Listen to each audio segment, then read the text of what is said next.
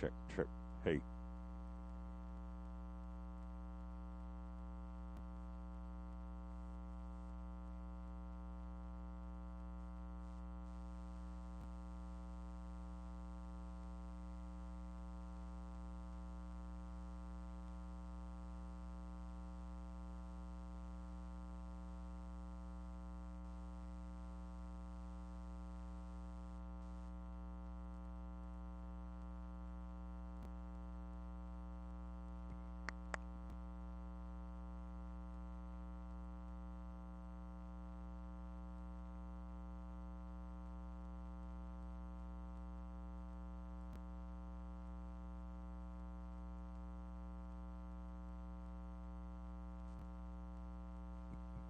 Announcer mic test. Checking for video signal. Announcer to camera to video. Checking. Check. 2, 3, 4. Yeah, and I'm going to have to do.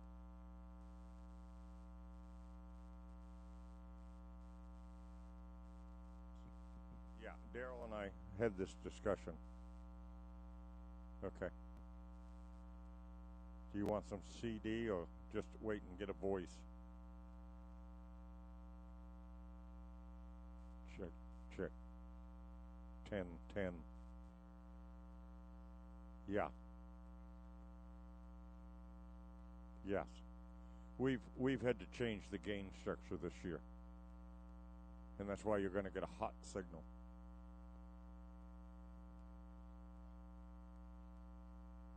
Yeah. No, that's fine. 2, 3, 4, 5, 6, 7, 8, 9. Okay.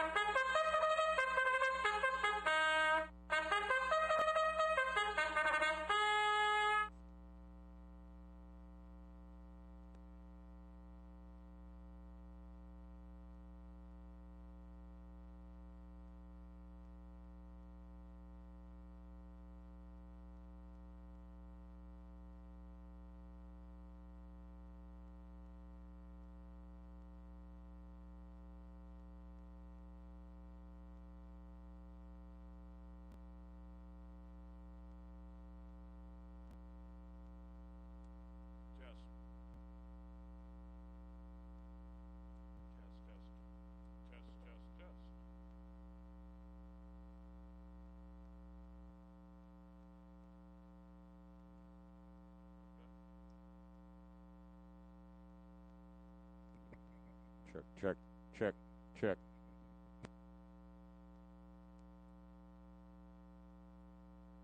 Test, test, test, test, test. Test, test. Test, 1, 2, 3. Test, test, test. Test, 1, 2. Welcome to the Windsor Fair. Test, 1, 2. No, I'm not either. Test, 1, 2. Test, 1, 2, 3, 4. Nice big bass sound on the loudspeaker system. Test, test, test. Test, 1, 2, 3. I'm happy.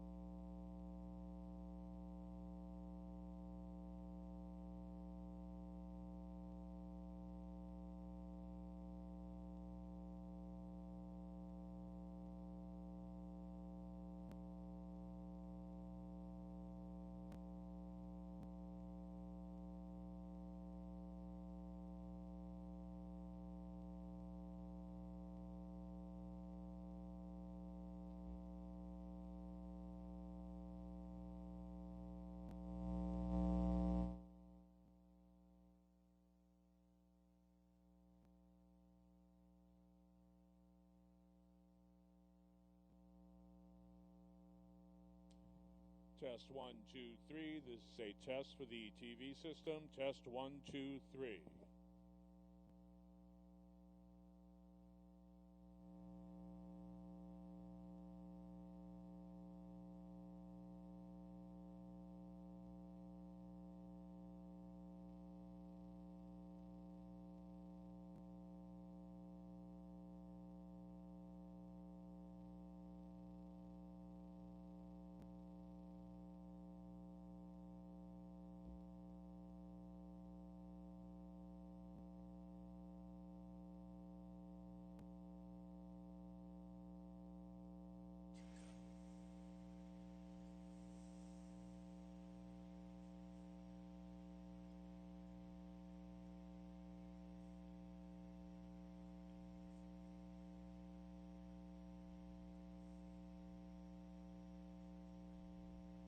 Might have turned too many things.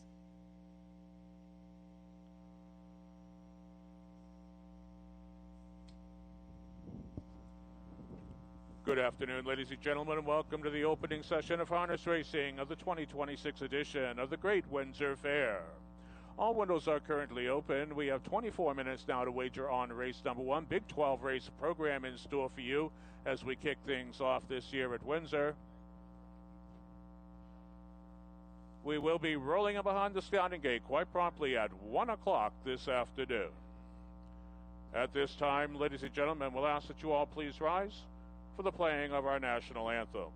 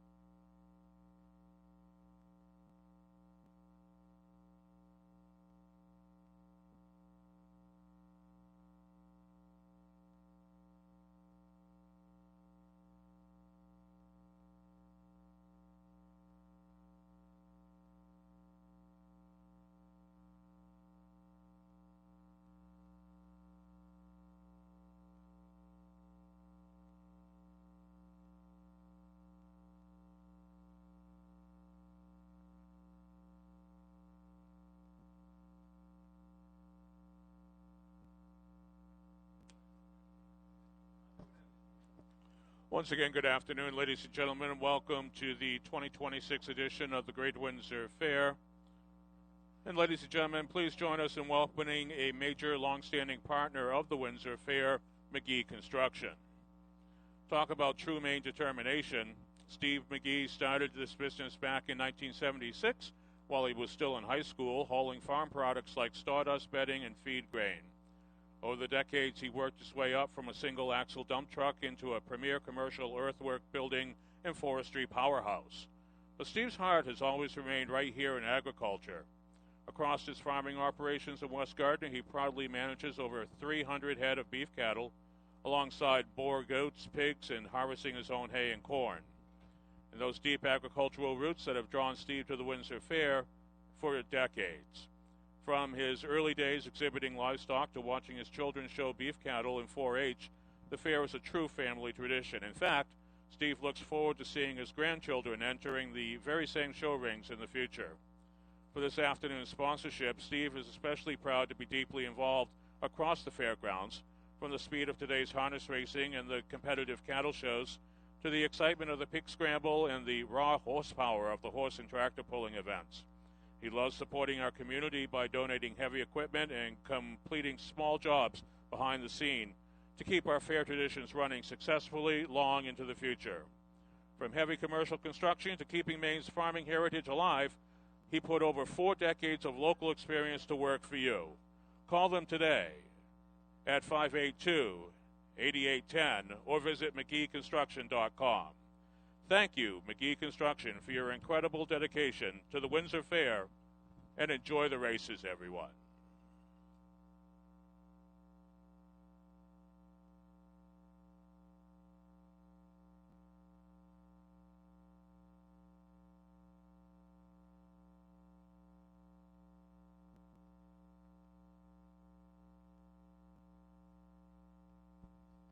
Testing 1 2.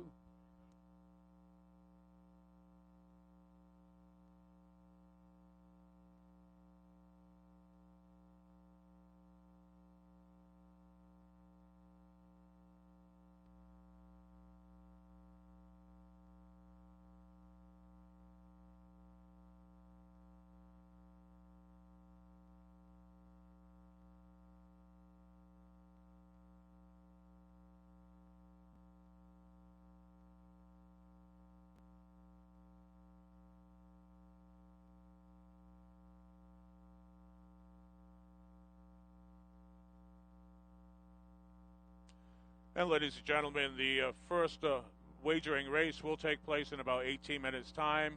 1 o'clock post time for the first wagering event. Big 12 race program in store for you. To kick things off, though, before we get to the wagering card, there will be one qualifying event, which will be taking place shortly. The horses with a qualifier are now scoring down. Qualifiers are used to give the judges the opportunity to judge whether or not horses are ready to compete on the wagering program. They must go a certain time, they must maintain gait, and they must perform according to the rules of the Maine Harness Racing Commission. Qualifying race next up on the agenda.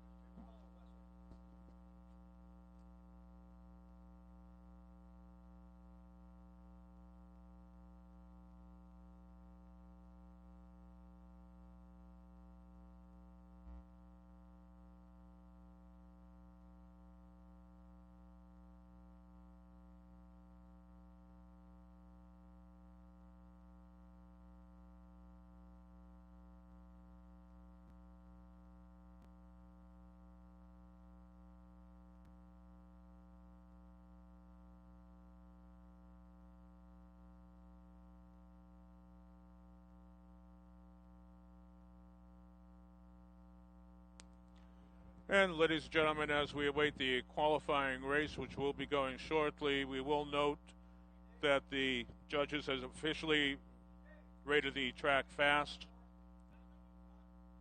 We will be racing over a fast surface as we kick things off at the Windsor Fair this afternoon.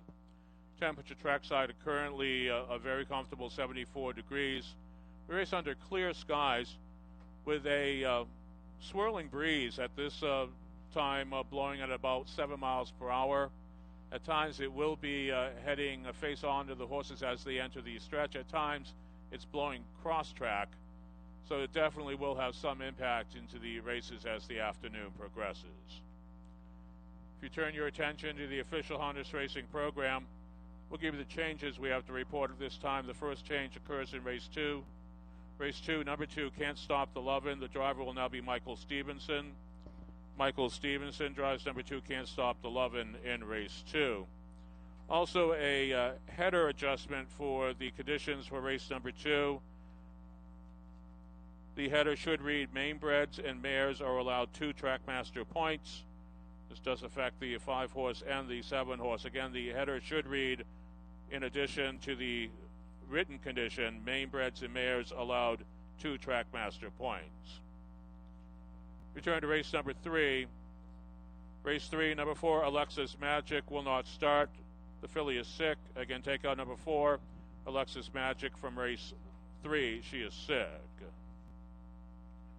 Race 5.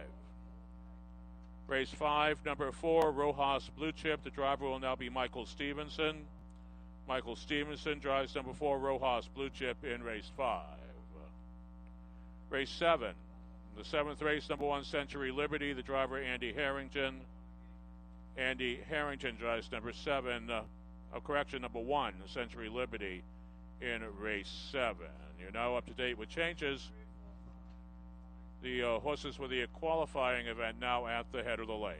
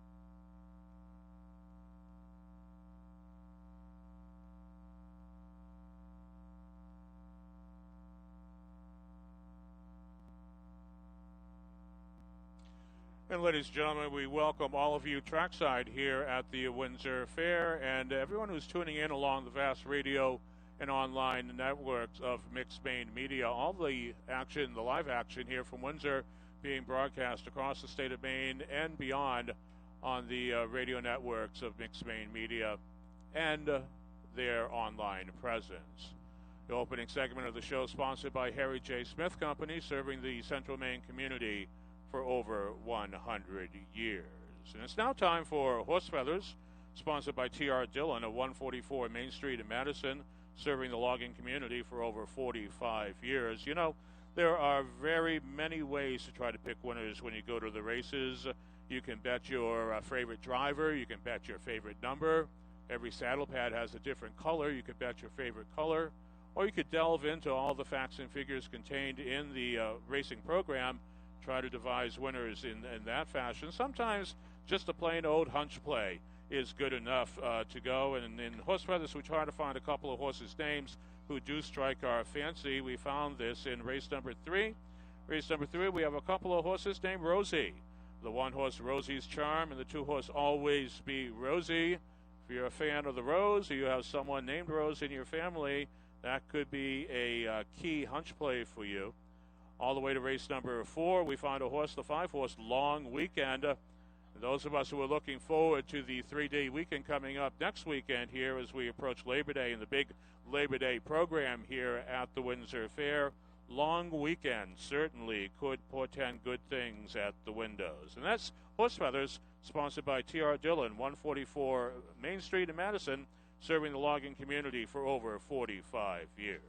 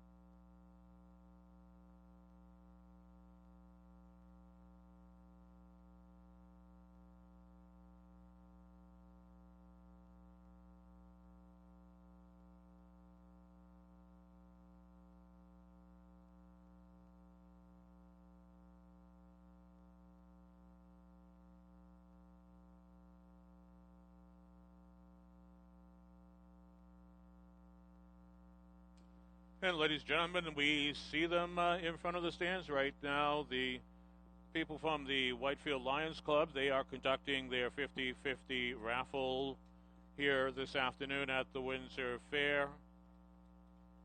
Dig down deeply, folks. Support the Whitefield Lions Club in their 50-50 raffle.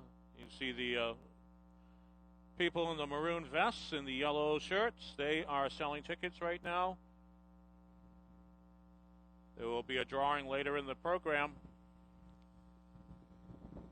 Also, ladies and gentlemen, there is a receptacle trackside in front of the stands.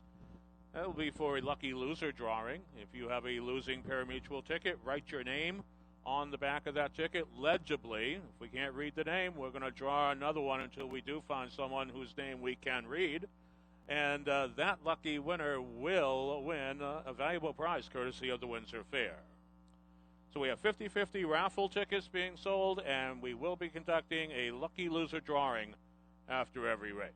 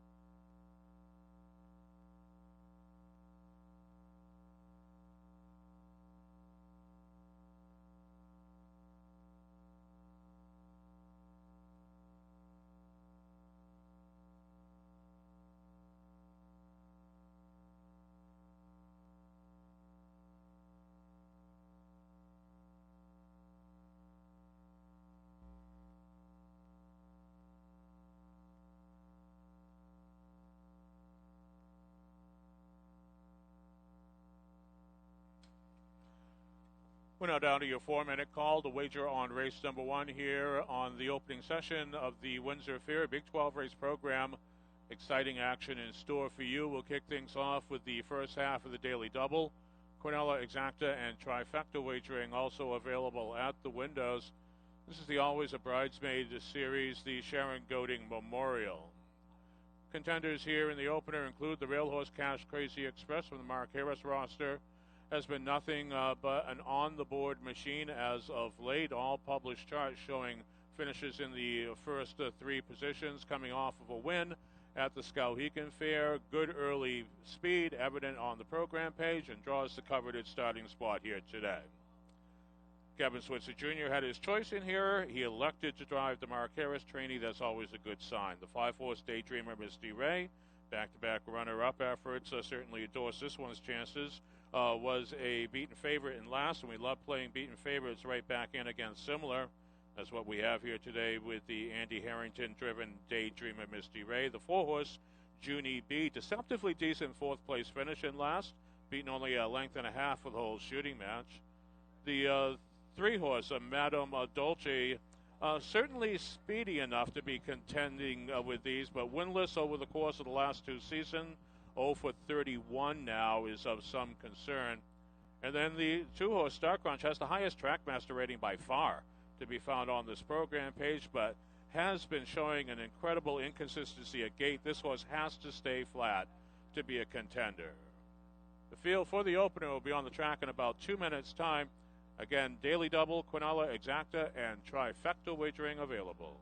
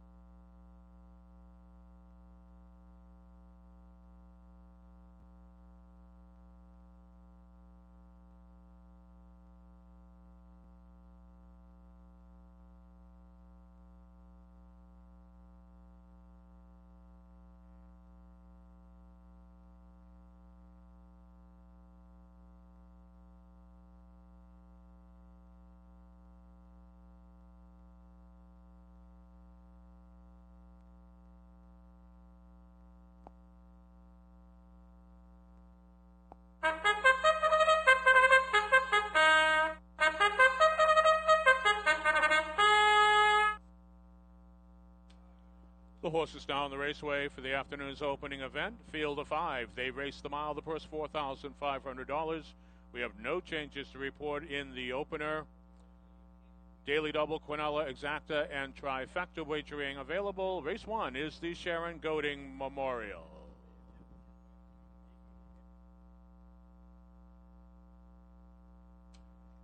Horses now being paraded in front of the stands by the Windsor Marshal. That's Emily Burgess.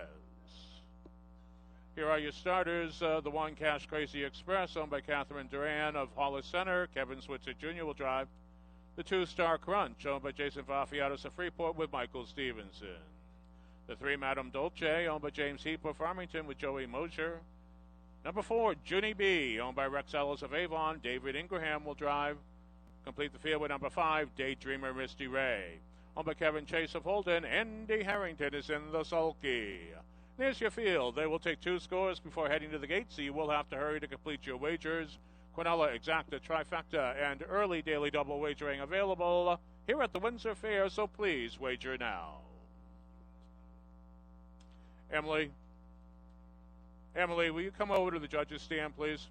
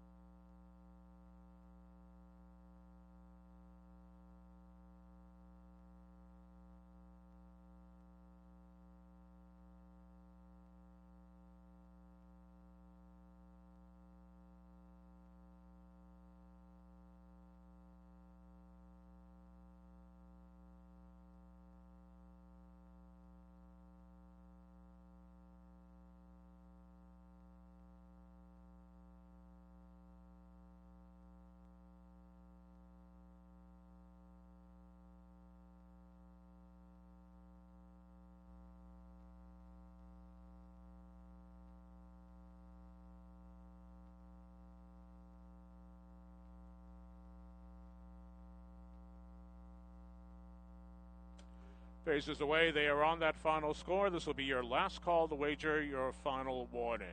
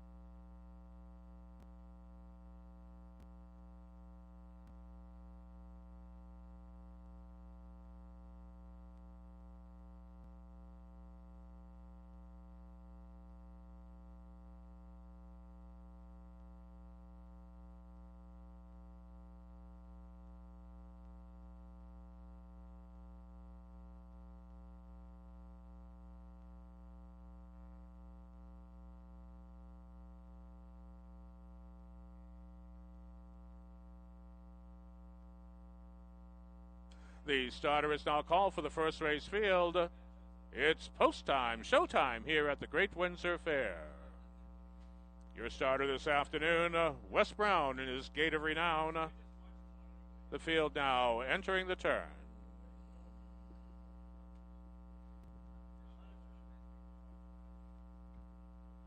5 across the raceway. The field for the Sharon Goading Memorial. They're now at the head of the lane.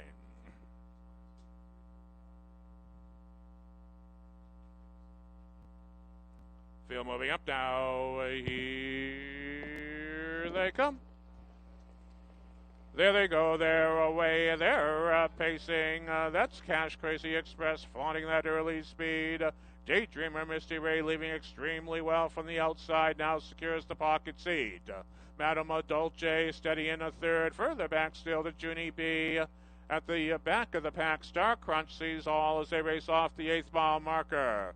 They'll scurry on up the backstretch now. Kevin Switzer Jr. has the raceway. He's got Cash Crazy Express out on the juge. Tight in the pocket seat. That's Daydreamer Misty Ray's breathing right down Switzer's neck. They reach the quarter in 30 seconds flat.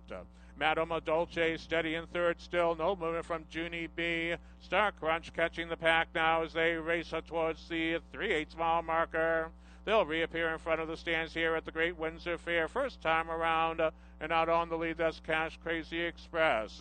Being hounded from the deuce by Daydreamer Misty Ray. Sitting in is Madame Dolce from the back. Here comes Star Crunch picking the field off one by one. He's passed by Junie B. He's now passed by Madame Dolce. He's now top 3 placed. They reach the half 101 2/5, and they'll race now into the paddock turn as they approach the 5/8 pole. That's Cash Crazy Express, been there from the get-go, yet to be headed, yet to be tested. Here comes the test from the back of the pack. Star Crunch is now just a half length off. They'll race up the backstretch now. Cash Crazy Express now on equal terms with Star Crunch. They'll match strides to the 3/4 mile marker, and off stride went Star Crunch. They reach 3 parts in 1:32 flat. And they'll race now into that long, far Windsor Fair turn. And that's Cash Crazy Express, been there from the get-go. Bids to bottom out this group. Now pouncing out of the pocket seat is Daydreamer Misty Ray. Junie B. late on the scene. They turn for home. They'll thunder down the lane. And it's Cash Crazy Express trying to hold off Daydreamer Misty Ray. Cash Crazy Express, pillar to post for KS2. The mile 2:01 and 2.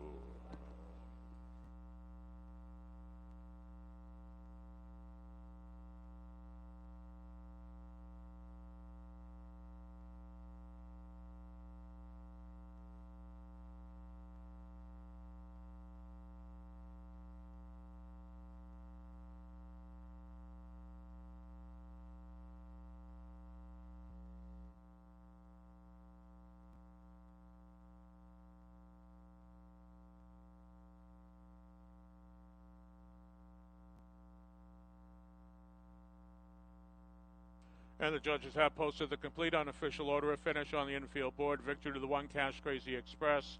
In for the place number 5, Daydreamer Misty Ray. For the show number 4, Junie B. 1-5-4 across the wire. This mile unofficial.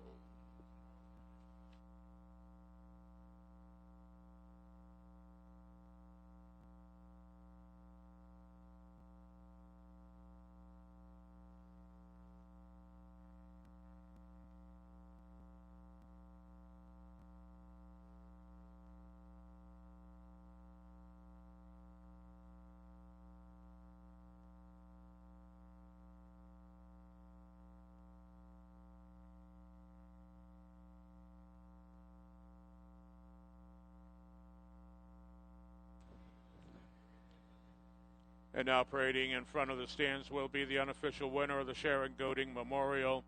We'll introduce number 1, Cash Crazy Express.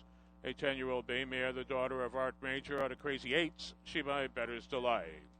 Cash Crazy Express is owned by Catherine Duran of Hollis Center, Maine. Trained by Mark Harris and reigned to victory today by Kevin Switzer Jr., the mile 2:01 2/5. When official, that becomes the second win of the season, 2 in a row now for Cash Crazy Express, who's being presented with the Sharon Goading Memorial. This race is dedicated in the memory of Sharon Gertrude Goading, who has been a longtime owner and harness racing supporter. From her first horse in 2010, Ruby Slippers, to her all-time favorite horse, Bet on Joe, who has raced at all the main fairs. She always enjoyed her time at the fairs, and her memory lives on with her husband, who continues to own horses and support harness racing.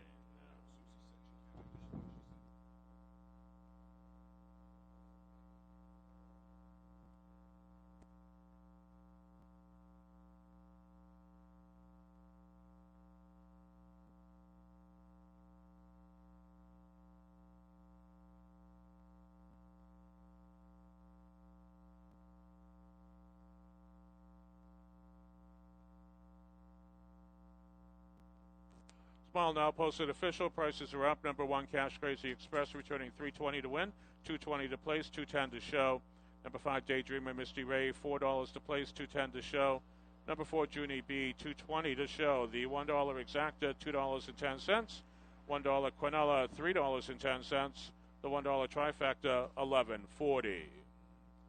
Here's the official rundown of the opener. Number 1, Cash Crazy Express, the race winner. Number 2, Star Crunch, 5. Number 3, Madame Dolce, 4. The 4, Junie B, 3. And number 5, Daydreamer Misty Ray, 2. From the top down, your program should read 1, 5, 4, 3, 2 on the bottom. Mile 201 to fifth, and we're off at the Windsor Fair. Turn the page on to race number 2. Race 2 sponsored by TR Dillon Logging. We have a driver change here in the second. Number 2, Can't Stop the Lovin'. The driver will now be Michael Stevenson. Also note there should be an addition to the header, the condition of this race. The header should include the terminology mainbreds and mares are allowed 2 Trackmaster points. Also keep in mind number 8, Urania Blue Chip will score from the second tier. All windows are open to serve you. Quinella Exacta and Trifecta wagering available. You have 9 minutes till post time.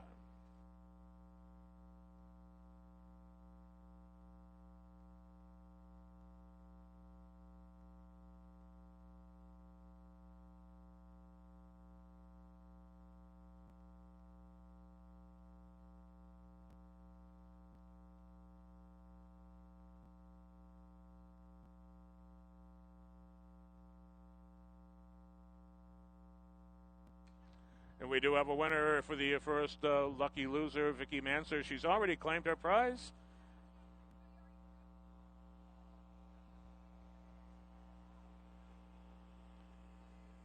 Oh, we do not have Vicky Manser.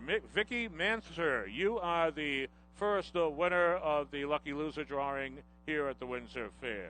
There's Vicky. Congratulations.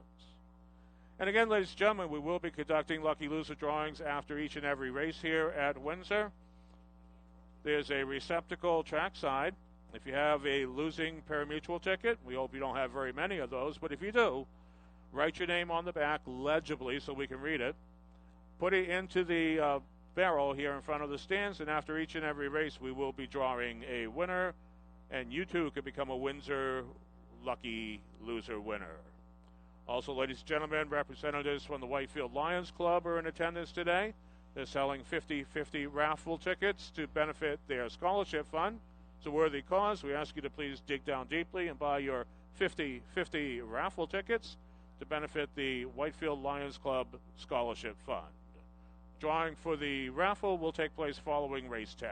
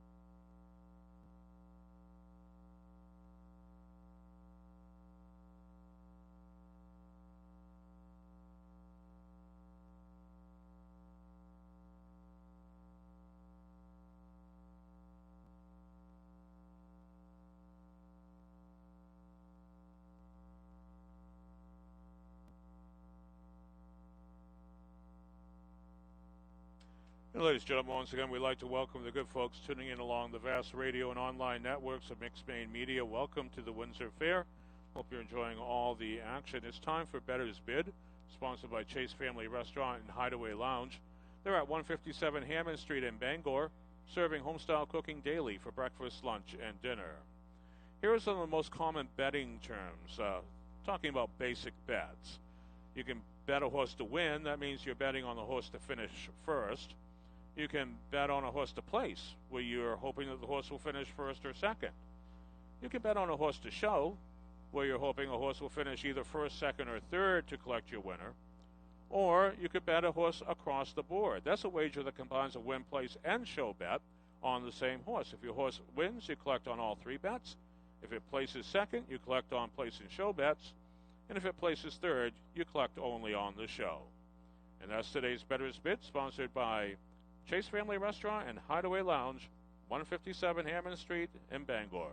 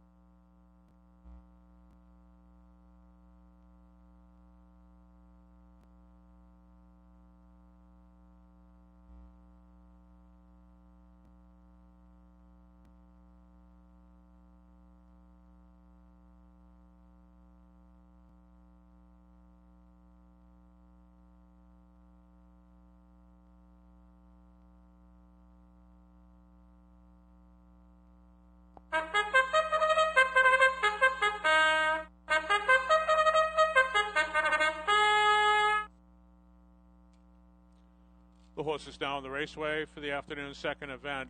Full field of 8. They race the mile for the purse of $5,500.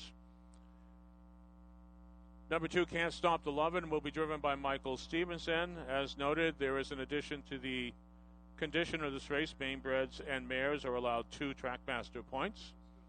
No further changes. Number 8, Urania Blue Chip, will score from the second tier. Race 2, sponsored by T.R. Dillon Logging. Here are your starters. The one is Sherry's Choice, owned by Carolyn Corso, Henderson, Nevada. Catherine Nason of Freedom, New Hampshire. John Nason will drive. The 2, Can't Stop the Lovin', owned by Steel Ponies of Scarborough. Driver change to Michael Stevenson. Number 3, KP's Magic Macy, is owned by Sean J. Gray. Searsmont with Kevin Switzer Jr. The 4, Lucky Little Lady, is owned by Ralph Silvestri. Coconut Creek, Florida, with McGuire Sowers.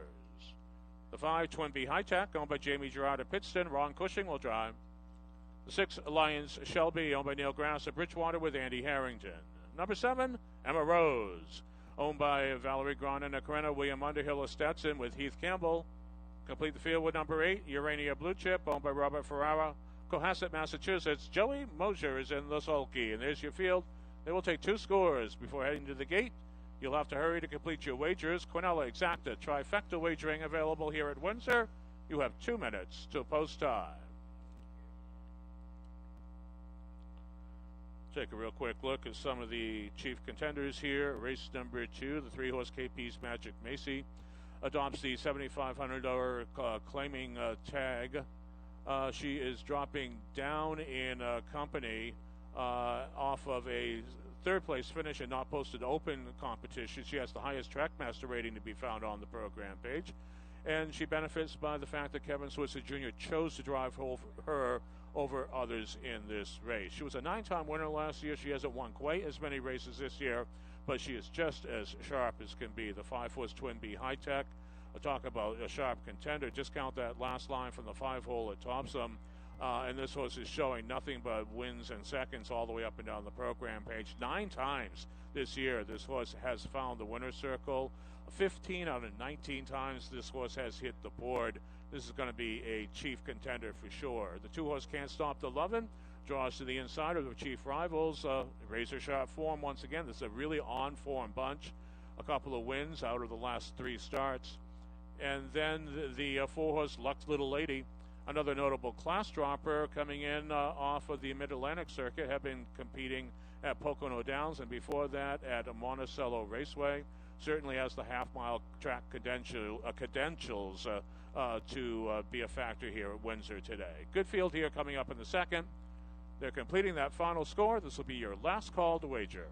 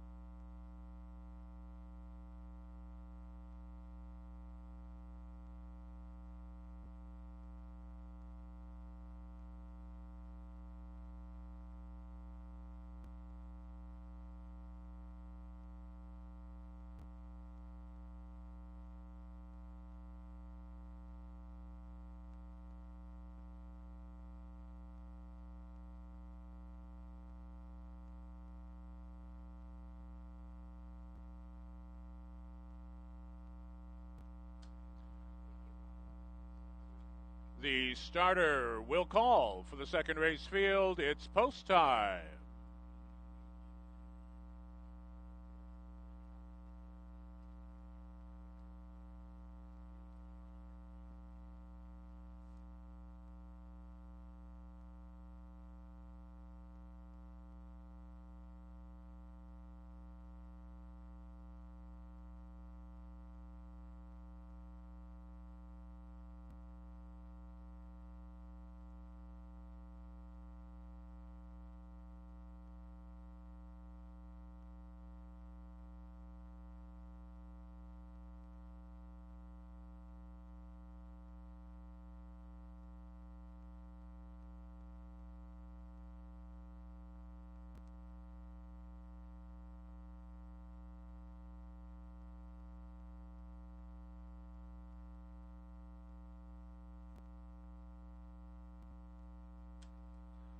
Field of 8.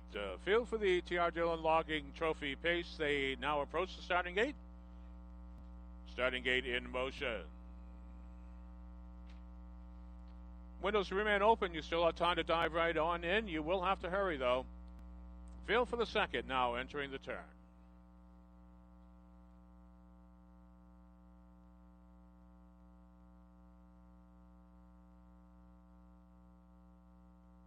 Seven across the raceway. Number 8, Urania Blue Chip scoring from the second tier.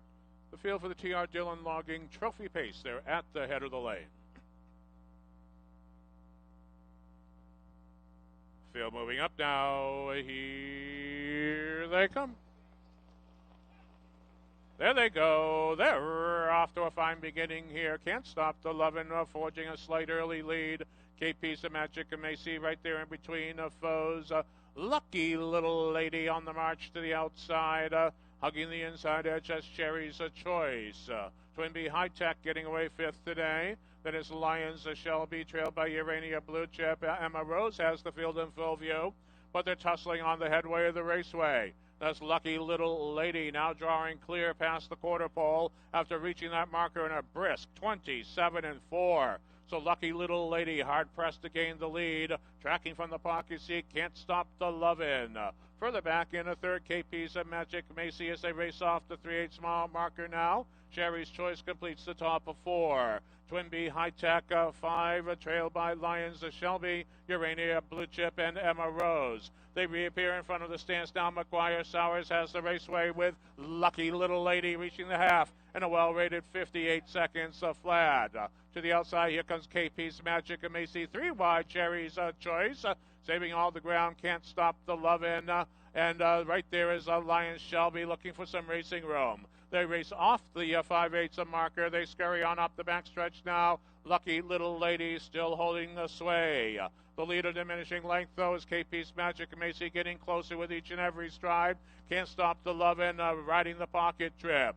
Cherry's the Choice with a good second over journey back to the inside. Lions Shelby. Third over comes Twin B High Tech as they reach 3 parts in 1:27 3/5. And they'll race now into that long, far Windsor Fair turn. And out on the lead, that's Lucky Little Lady. The Pocono Invader has the raceway now. Taking the field towards the wire as Sowers gets busy in the bike. It's Lucky Little Lady up the inside. Can't stop the Lovin'. Lucky Little Lady. Pillow to post and an assisted win. The mile 157 1/5.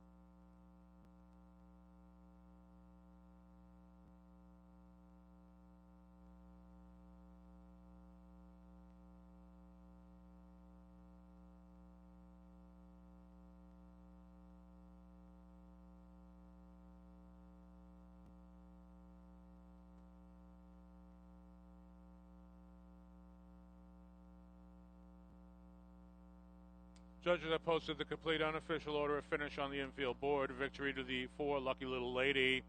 In for the place number 2, Can't Stop the Lovin'. For the show number 3, KP's Magic Macy. 4-2-3 across the wire, the mile unofficial.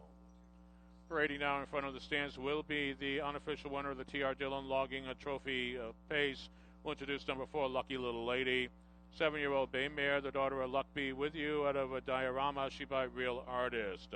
Lucky Little Lady, owned by Rel Silvestri, Coconut Creek, Florida, trained by Tammy Sowers. Reigned to victory today by McGuire Sowers, the mile 157, 1/5. When official, that will become a seasonal mark for the race winner. Third win of the year for Lucky Little Lady, who's being presented with the T.R. Dillon Logging Trophy Cooler. Ladies and gentlemen, today's harness race is proudly sponsored by T.R. Dillon Logging. T.R. Dillon Logging, based out of Madison, Maine, is a proud, longtime supporter of harness racing across the Northeast. For several decades, the Dillon family has been deeply rooted in the racing community.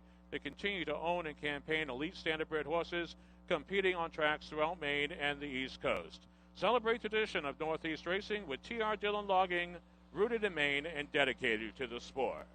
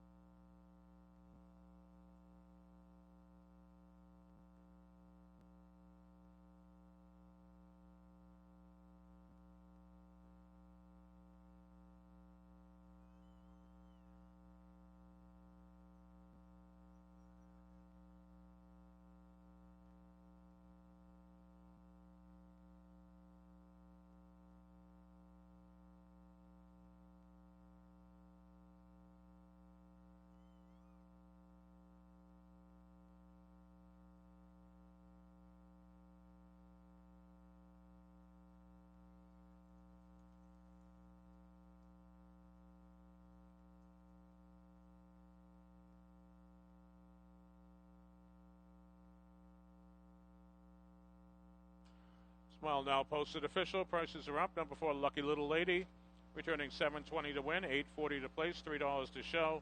Number 2, Can't Stop the Lovin', $11.80 to place, $3.20 to show. The 3 KP's Magic Macy, $2.20 to show. The $1 exacta, $70.50. The $1 Quinella, $7.90. The $1 Daily Double, the 1-4 combination, $7.20. And the $1 trifecta, $96.60. Here's the official rundown of the T.R. Dillon Logging Trophy Pace. The 1, Sherry's Choice, 6. Number 2, Can't Stop the Lovin', 2. Number 3, KP's Magic Macy, 3. Number 4, Lucky Little Lady, the race winner. The 5, Twinbee High Tech, 7. And number 6, Lion Shelby, 4. The 7, Emma Rose, 5. And the 8, Urania Blue Chip, 8. From the top down, 6, 2, 3, 1, 7, 4, 5, 8 on the bottom. Mile 157, 1/5. Turn the page now on to race number 3 of the card. Race 3 sponsored by Strategic Real Estate Services. We do have a scratch here in the third. The 4, Alexa's Magic, will not start. Do note number 8, Elder Statesman, will score from the second tier. No further changes. All windows are open. Quinella, Exacta, and Trifecta wagering available. And you have 9 minutes till post time.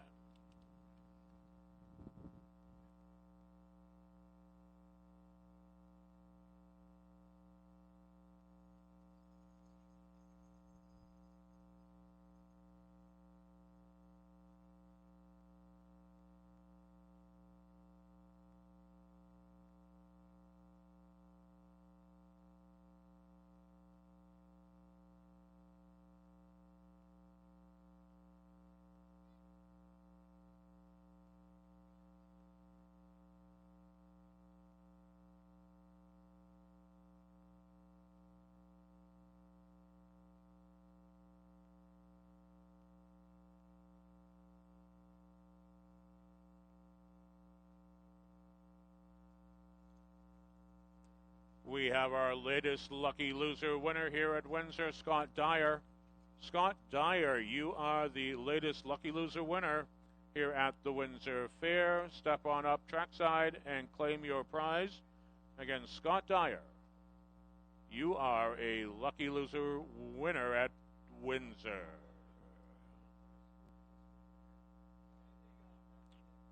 And do keep in mind, ladies and gentlemen, we will be conducting lucky loser drawings after each and every race. In order to get in on the action, take a losing betting ticket, write your name legibly on that ticket, drop it in the receptacle in front of the grandstand, and you too may become a lucky loser winner. Scout, Scout, Scout! It's Scout Dyer. Congratulations, Scout.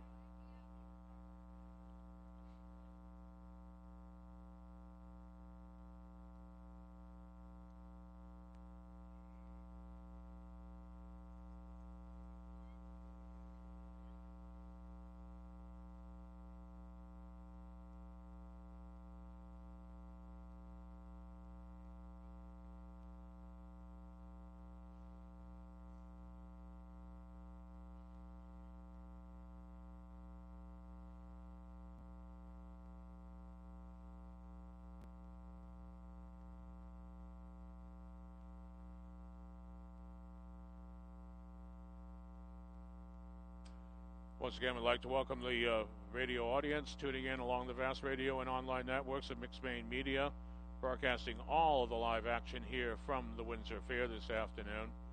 It's time for Learning with Jay Hansen. It's sponsored by Kyle Gunzinger, medical health broker in Skowhegan. Jay Hansen, your MC this afternoon, is fairly new to harness racing. He will be asking questions throughout the year, and today's question that Jay has, he's heading to the microphone to ask the question right now. We're going to hear from Jay. He's got a question. Thank you, Mike. Yes, I'm brand new to this, so I need to ask you, Mike, when it's announced that horses are going to score 2 more times and then line up, what does that mean? Well, that's an announcement that lets you know pretty much when a race is going to begin. It's a series of warm-up maneuvers where the horses are driven at speed behind the mobile starting gate to get them ready for the actual race. It allows the horses to warm up their muscles, stretch out, get accustomed to the track, and for the drivers to gauge their horse's readiness for the upcoming race. They generally will score at least 2 times. This indicates that the horse will perform these scoring maneuvers 2 additional times before the race officially starts.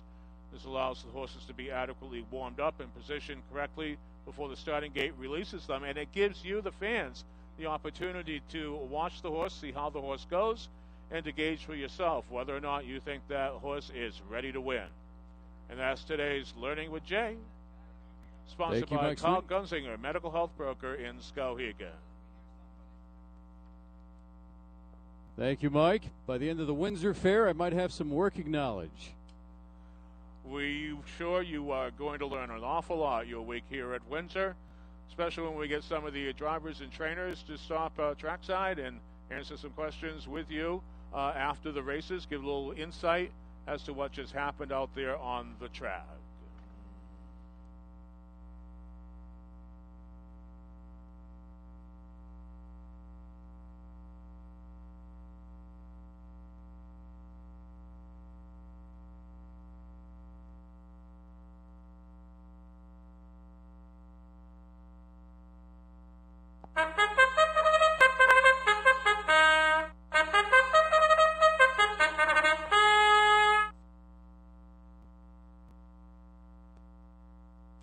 The horses down the raceway for the afternoon's 3rd event. Now a field of 7. They will race the mile. The purse $4,000. Scratch number 4, Alexa's Magic. No further changes. Keep in mind, number 8, Elder Statesman, will score from the 2nd tier. And that race number 3 is sponsored by Strategic Real Estate Services. Quinella Exacta and Trifecta wagering available. You have 4 minutes till post time.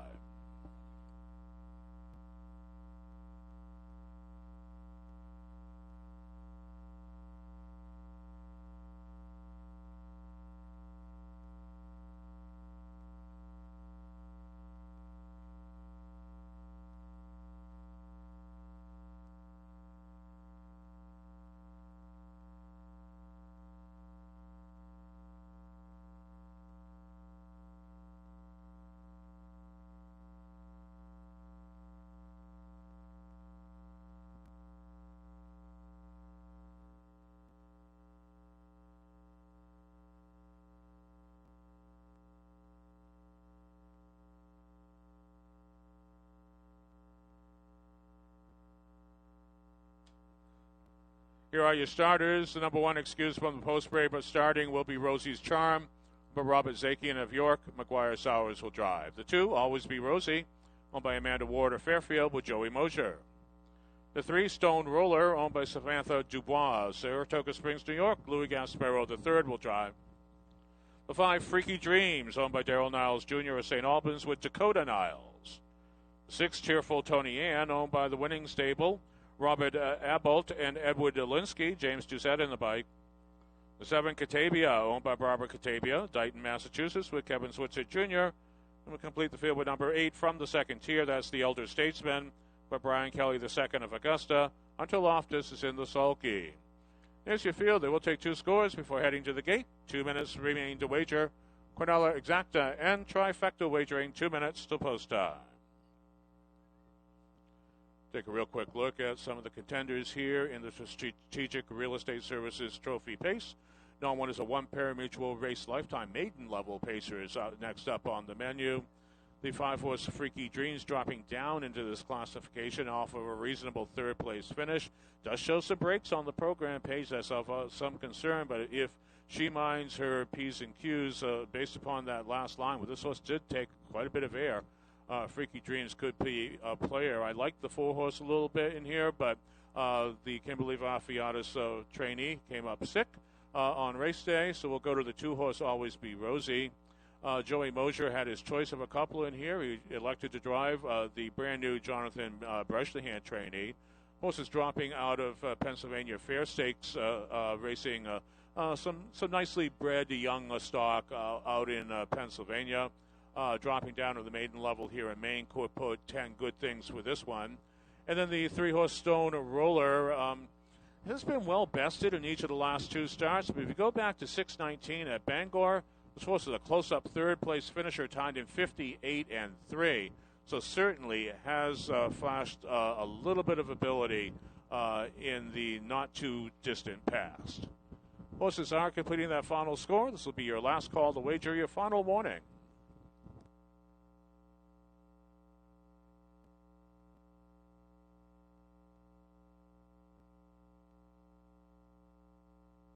And ladies and gentlemen, we do have a medication adjustment to report here in the third. The 6-horse Tearful Tony Ann will race with the medication Lasix. In fact, it did race with Lasix on 8:22 at Skowhegan.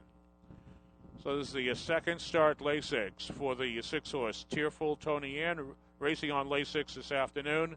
Did in fact race on Lasix 8:22 at Skowhegan.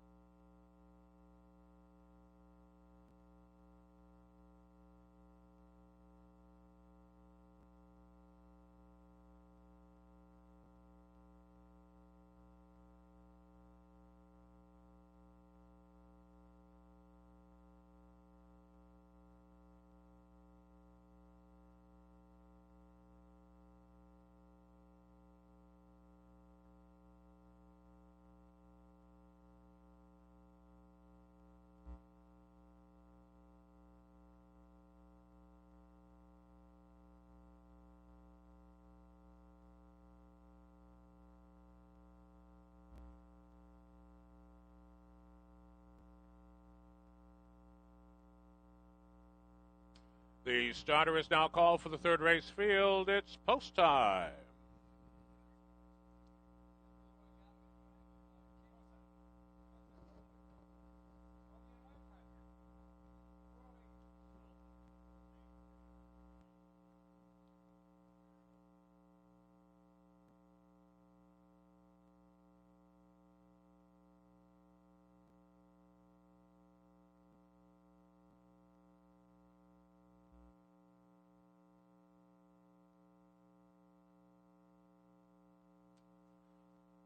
6 across the raceway, 1 from the second tier.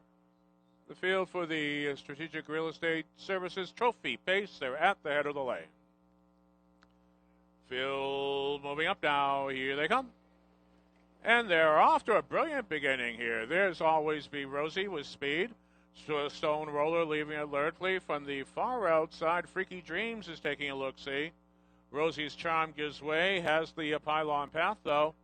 Elder Statesman getting away reasonably well from the second tier. There's Tearful Tony Ann, and at the back of the pack, Catavia. They'll race off the 8th mile marker as they scurry on up the backstretch first time around. Joey Mosier has the raceway with Always Be Rosie out on the lead. Quickly, here comes a pair after that one. Stone Roller is 2 wide and 3 wide, and charging this Freaky Dreams. They both pass by Always Be Rosie as they reach the quarter in a respectable 30-1.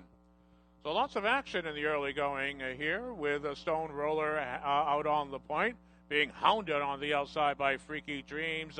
These two match strides off the 3/8 mile marker. They race in lockstep in front of the stands now. To the inside, Louis Gasparo has Stone Roller. To the outside, Dakota Niles and Freaky Dreams. They now cross over to assume command as they reach the half. 1 minute, 1/5. Freaky Dreams being steadied out on the lead, and now back up onto the outside as Stone Roller hugs the pylon path. Always Be Rosie watching right there from third. Up onto the outside, Rosie's Charm is getting into the mix. Elder Statesman launching a bid as they scurry on up the backstretch now. And to the outside, that's a Freaky Dreams, has toured a lot of the oval here at Windsor. Back to the inside, Stone Roller is now back to 2. Left uncovered to the outside of the field is Rosie's Charm, and taking the inside path, Always Be Rosie.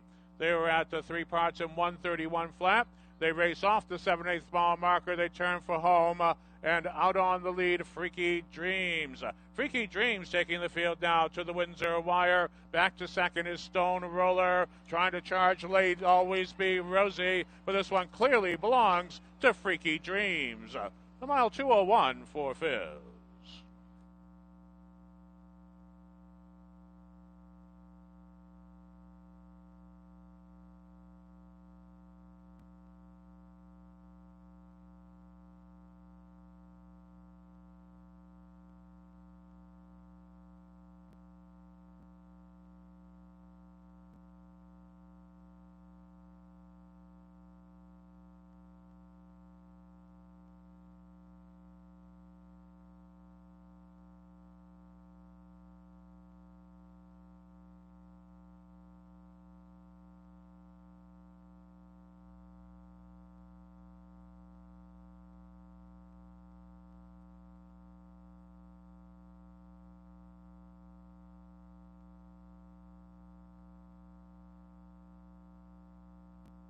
Judges have posted the complete unofficial order of finish on the infield board. Victory to the 5, Freaky Dreams.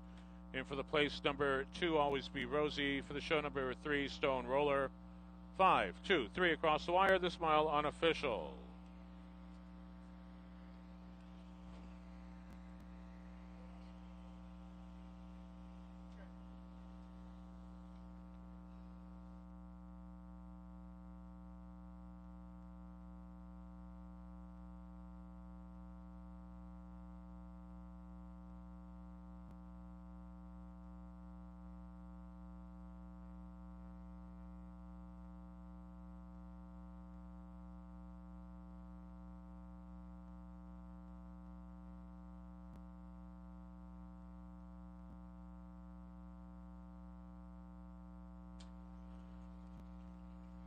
And operating off the turn and approaching the Windsor winner's circle, the unofficial winner of the Strategic Real Estate Services Trophy Pace will introduce number 5, Freaky Dreams, a 3-year-old Bay filly, daughter of Freaky Feet Pete. Out of 3 Dreams, she by Mach 3.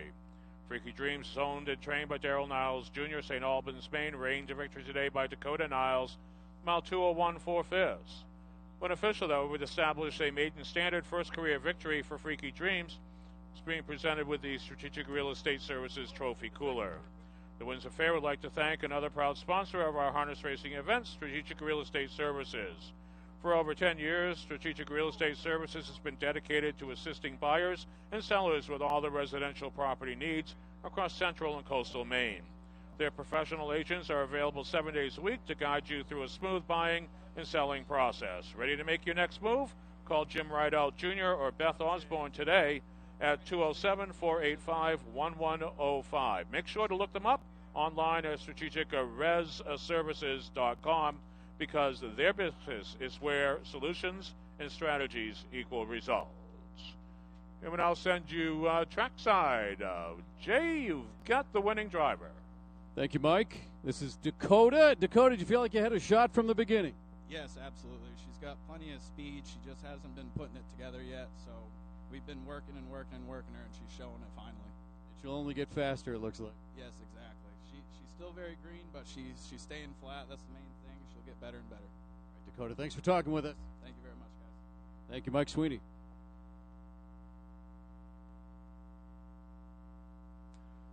Thank you very much, Jay. Thank you very much, Dakota, for that interview. This mile has been posted official. Prices are up. Number 5, Freaky Dreams, returning $5 to win, $2.40 to place, $3 to show. Number 2, Always Be Rosie, $2.40 to place, $3 to show. The 3-stone roller, $4.20 to show. The $1 exacta, $5.50. The $1 quinella, $3.80. The $1 trifecta, $38.90.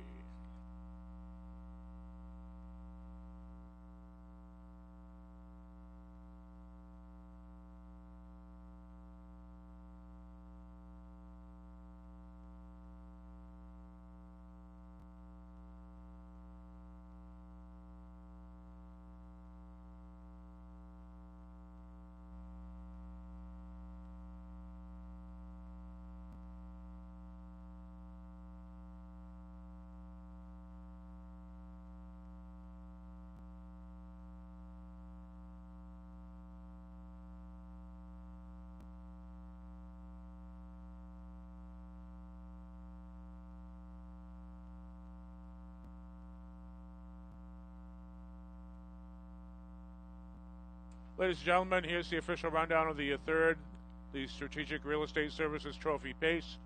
1, Rosie's Charm, 6. Number 2, Always Be Rosie, 2. Number 3, Stone Roller, 3. The 4, Alexis Magic did not start.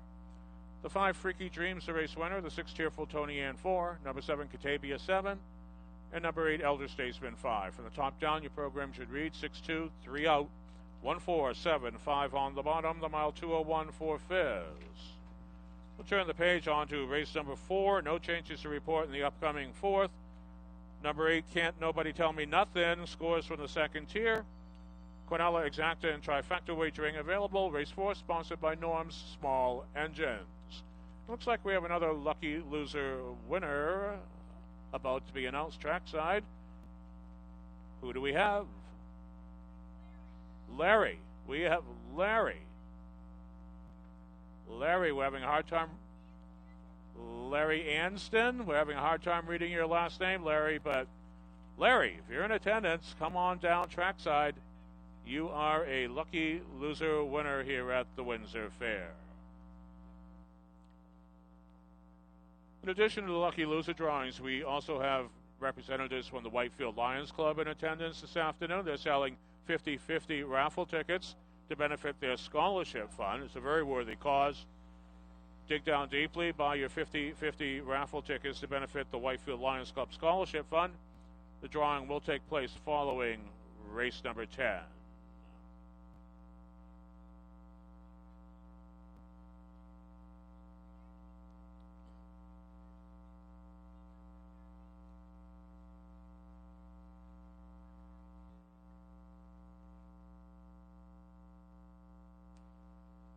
And we're still looking for Larry.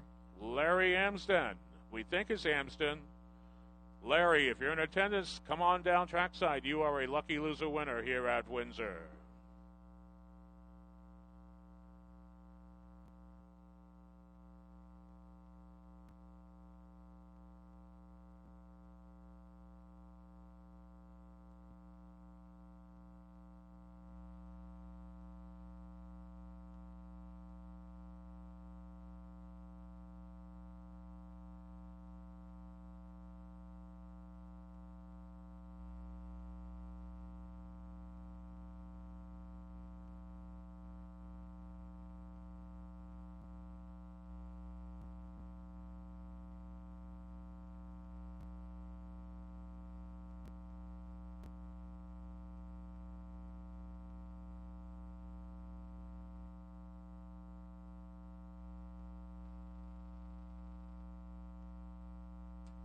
6 minutes to post time now. Time for This Day in Maine's Harness Racing History, sponsored by Summit Sound, 341 Ohio Street in Bangor, where you can shop new high-end quality speakers, turntables, and accessories with expert help.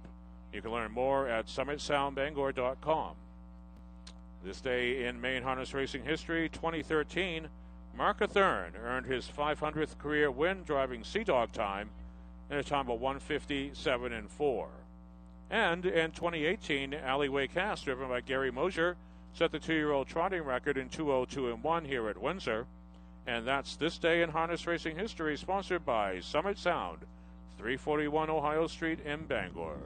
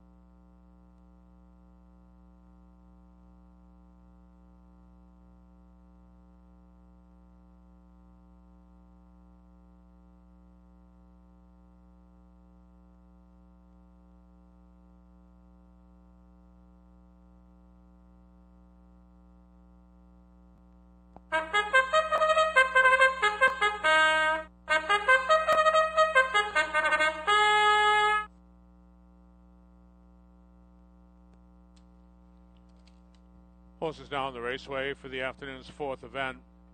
Full field of 8. They raced the mile. The purse $5,000. We had no changes to report in the fourth. Number 8, Can't Nobody Tell Me Nothing, scores from the second tier. Quinella Exacta and Trifecta wagering available at the windows. Race 4 is sponsored by Norm's Small Engine. Here are your starters. The 1, Sheriff, owned and reigned today by Zach Vickerson of Portland. The 2+1, owned and reigned by Joseph Burke of Gray. The 3, Premier Joy, is owned by Mariana Monaco and Sarah Kimball. Mariana Monaco in the bike. The 4, Monaco Hanover, owned by Robin Berry of Oxford with Michael Gerard.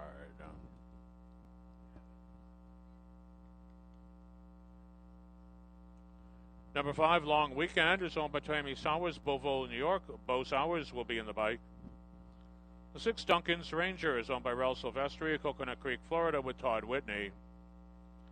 The 7, Lions King, owned by Sarah Fernald of Farmington, with Christopher Dubois. And we complete the field with number 8, Can't Nobody Tell Me Nothing, by Kate Hanley, Felton, Delaware. Derek Howes is in the sulky. There's your field. It will take 2 scores. You have 2 minutes left to wager. Quinella Exacta and Trifecta wagering available. 2 minutes till post time.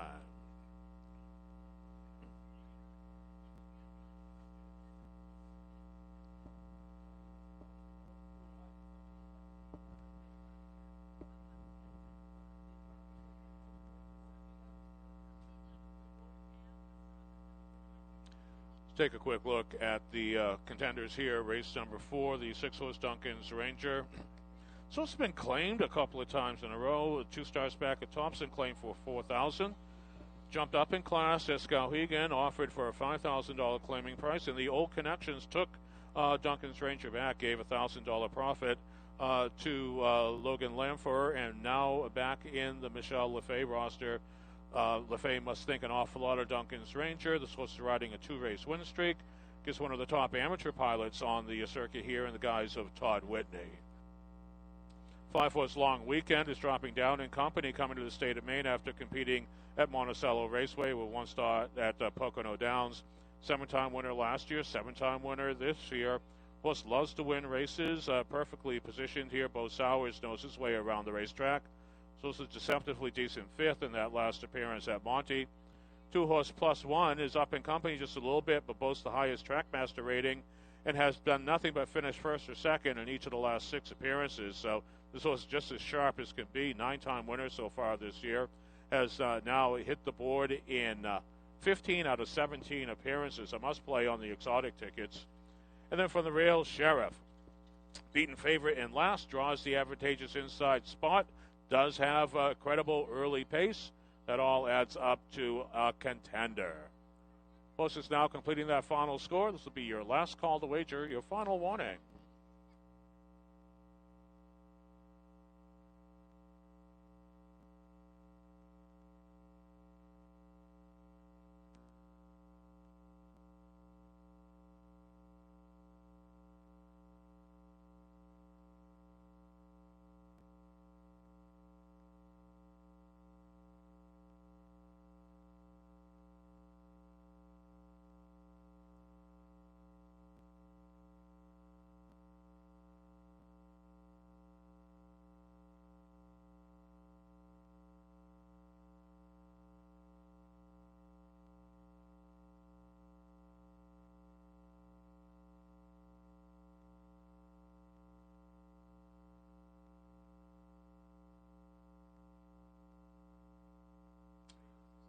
Would Lynn Mosier please contact your husband immediately? Lynn Mosier, please contact Joey Mosier immediately.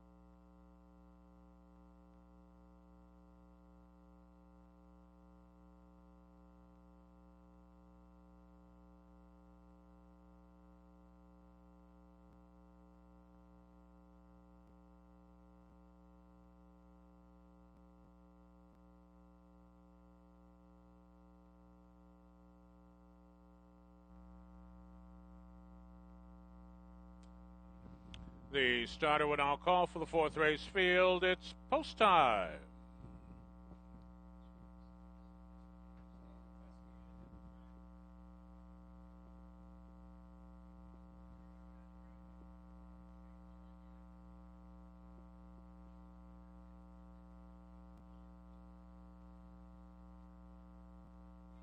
Seven across the raceway. Can't nobody tell me nothing. Scoring from the 2nd tier.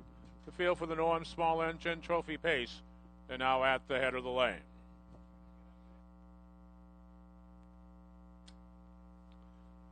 Field moving up now. Here they come. There they go. They're away to another fine beginning here at Windsor. Monaco Hanover with early pace. Premier Joy leaving alertly from the inside edition. That's a Sheriff. They're scrambling into that first turn. Monaco Hanover. Michael Gerard has the raceway now, tracking from the pocket seat, but not for long. Sheriff. Zach Vickerson steers to the outside to claim the advantage as they steam to the quarter-mile marker.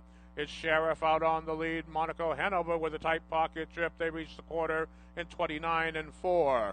Premier Joy is top 3 place. We have a gap of about 2 lengths further back to +1. Up onto the outside, marching forward. That's Can't Nobody Tell Me Nothing. Derek Howes leads the Overlander charge, giving cover to Duncan's Ranger and Todd Whitney. They'll race off the 3/8 mile markers. They turn towards the midway point now. Sheriff has the raceway. Monaco Hanover tracks from the tight pocket to the outside. Can't nobody tell me nothing, making serious headway. They reach the half in 15-9 and 2. Duncan's Ranger trying to grab that cover. Third up in the field, here comes a long weekend. Premier Joy rides the pylon path in behind that entry. As they scurry on past the 3/8 mile marker is Plus a 1, and the trailer in the field, Lion King. They'll race up the backstretch now. Sheriff has the raceway. Company comes to call on the outside. Can't nobody telling me nothing. Taking a long way home, but still marching forward. They reach 3 parts in 1:28 for fifth. So out on the lead, that's a Sheriff being hounded by Can't Nobody Tell Me Nothing. Monaco Hanover is screaming for racing room. Duncan's Ranger ready to tip 3 deep as they turn for home. Throw a blanket over this field as anyone's horse race as they stampede to the wire. Sheriff leading them to the pole. Can't Nobody Tell Me Nothing far outside of Duncan's Ranger. 3 across the wire. Looks like Sheriff may have just held off the stampede. But that is a photo finish in 1:58 and 4. Hold all tickets.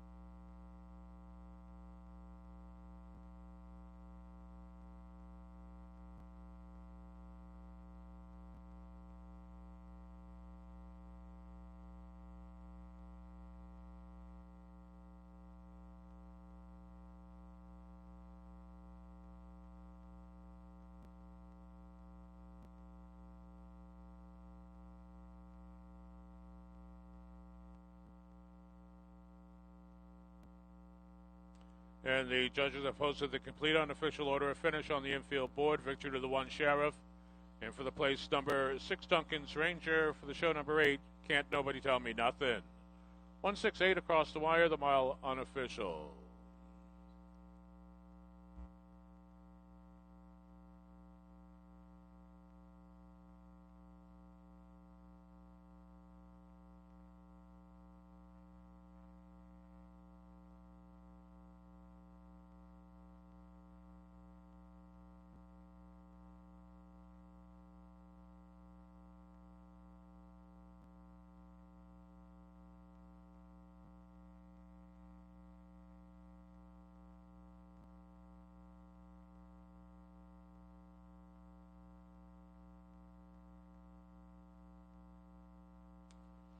Now parading off the turn, approaching the Windsor Fair winner circle, the unofficial winner of the Nolan Small Engine Trophy Pace.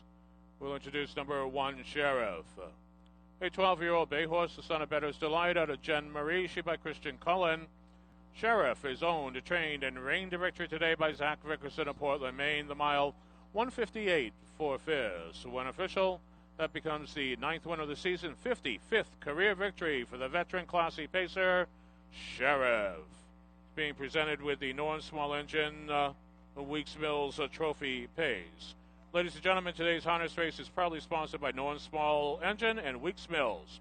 For many years, Norm has been keeping our community moving with dependable service and repairs for all makes and models of lawn and garden equipment. You can find him located right on Deer Hill in Weeks Mills. Don't let broken equipment slow you down. Get it fixed right by your local pro you can trust. Call Norm today. Thank you to Norm Small Engine for supporting Maine Harness Racing.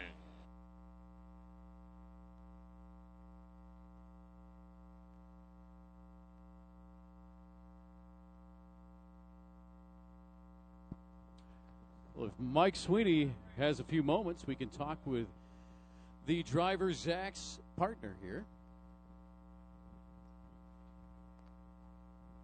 Go right ahead, Jay. Well, thank you, Mike. I'm with Haley, Zach's partner, and you know a lot about this horse. You've seen it for many races. Off to a great start this season. Do you feel that from the start it was a strong race, that it was going all the way? Oh, yeah. I knew he could get it done here today. He likes this track, this surface. He's won here a couple years for us. I mean, I hammered him to win. He's a good old classy horse. We've had him probably 3 years now. He just always gets it done for us. A veteran, smart, like its driver, and the driver's partner, obviously. Thank you so much for talking with us, Haley. Thank you very much for that trackside interview. Sheriff, of course, a classy campaigner. 55 times he's now found the winner's circle. Over $575,000 in career earnings and still going strong as a 12-year-old campaigner here in the state of Maine. Smile has been posted official. Prices are up. The Sheriff, the one horse returning $16.40 to win, $38 to place, $10.20 to show. Number 6, Duncan's Ranger, $5.60 to place, $2.40 to show. The 8, Can't Nobody Tell Me Nothing, $2.80 to show. The $1 Exacta, $60.40. $1 Quinella, $37.50. $1 Trifecta, big number here, $364.30. Here's the official rundown of the fourth. Number 1, Sheriff, the race winner, the 2+1, 5. Number 3, Premier Joy, 7. Number 4, Monaco Hanover, 4. The 5 Long Weekend, 6. Number 6, Duncan's Ranger, 2. Number 7, Lion King, 8. And number 8, Can't Nobody Tell Me Nothing, 3. From the top down, 1, 5, 7, 4, 6, 2, 8. 3 on the bottom, the mile 158 for Fizz. Turn the page now on to race number 5 of the program. Driver change here in the 5th. The 4, Rojas Blue Chip, the driver Michael Stevenson. No further changes. All windows are open. Quinella Exacta and Trifecta wagering available. Race 5 sponsored by Strategic Real Estate Services. And you have 8 minutes till post time.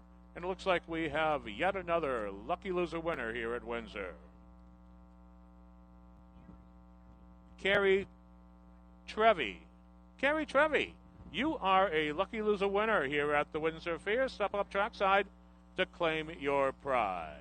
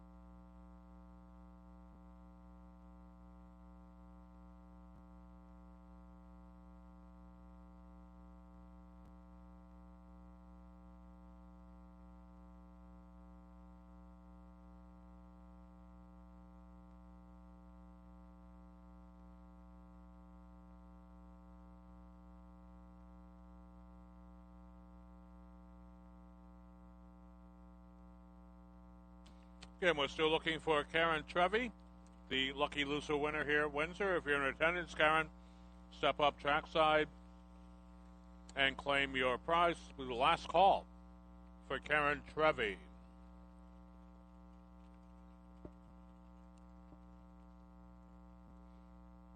All right, we'll go on to the next winner.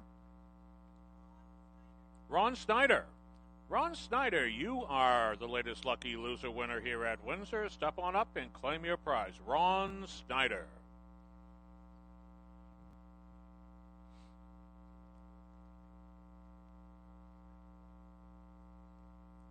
Ladies and gentlemen, we will be conducting lucky loser drawings after each and every race. Write your name on the back of a losing ticket. Drop it in this bucket in front of the grandstand, and you may become a lucky loser winner here at the Windsor Fair. Also, there are representatives from the Whitefield Lions Club in attendance. They're selling 50-50 raffle tickets to benefit their scholarship fund. So worthy cause. Dig down deeply.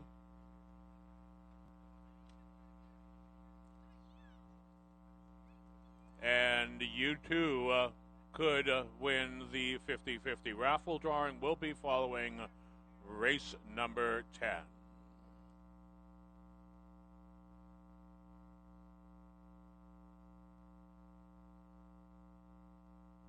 5 minutes to post time. We'd like to welcome the folks tuning in along the radio networks of Mixed-Bay Media, witnessing all the excitement here from the Windsor Fair today and tomorrow.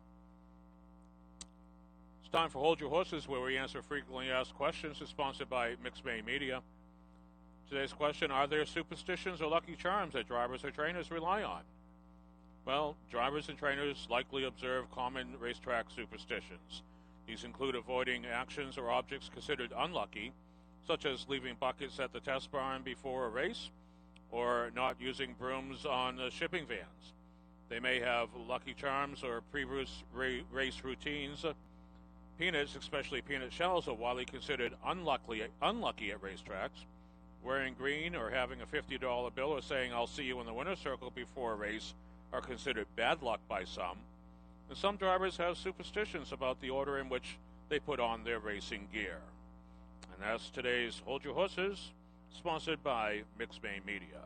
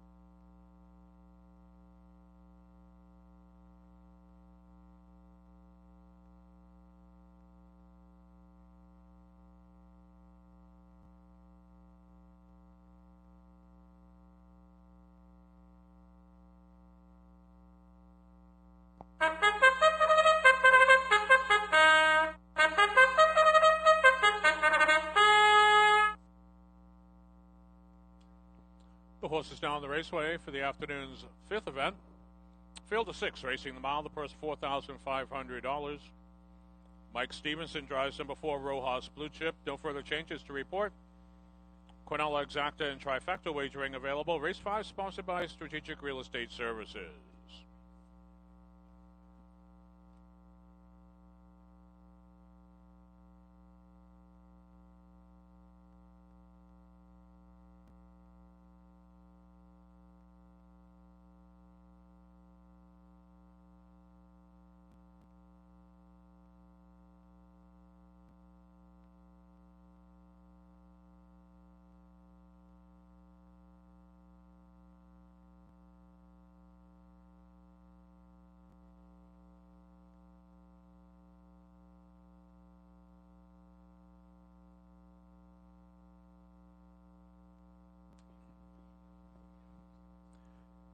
Here are your starters. Number 1 is Gazette Arena, owned by Charlene Cushing and Jessica Clauser of Farmington. Michael Cushing will drive.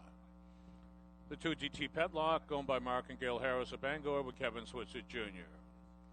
The 3 West River Jordan, owned by Gary Wright and Shane Wright with Ron Cushing. The 4 Rojas Blue Chip is owned by David Del Pozo, Wyndham, New Hampshire. Driver change to Michael Stevenson. The 5 is Smarties Philly, owned by Autumn Sowers of Whitefield with McGuire Sowers. Complete the field with number 6, Rhonda DeLocke. Number Timothy Merzetti is St. John, New Brunswick, Canada. Heath Campbell is in the sulky.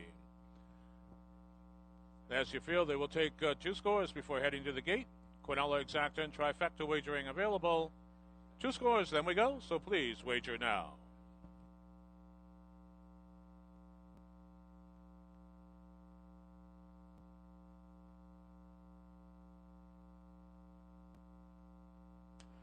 Take a real quick look at the contenders here in the 5th race. The 5-horse Smarties Philly, riding a 2-race win streak into battle here today, has highest trackmaster rating to be found on the program page. Has done it from off the pace, done it from on the pace. Smarties Philly is loving this late closing event. 2-horse DT Petlock, also riding a 2-race win streak into battle here today, draws the inside edge over her chief rival. Kevin Switzer Jr. had his choice. He elected to drive the Mark Harris trainee. Harris is looking for a training double. 4-horse Rojas, the Blue Chip, as sharp as can be. Beaten favorite effort in last. A winner by the length of the stretch to start prior. And then from the rail, Gazette Arena draws a decent inside starting spot after getting a good 3rd place finish from post 7 in last. Field now completing that final score. This will be your last call to wager.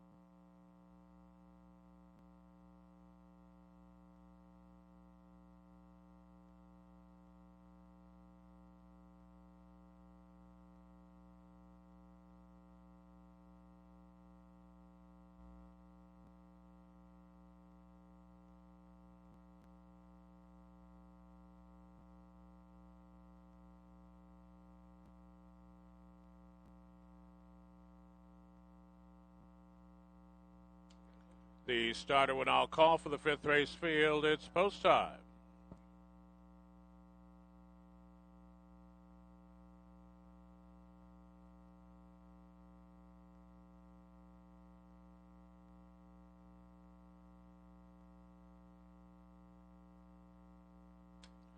Six across the raceway, the field for the Strategic Real Estate Services Trophy Pace. They're at the head of the lane.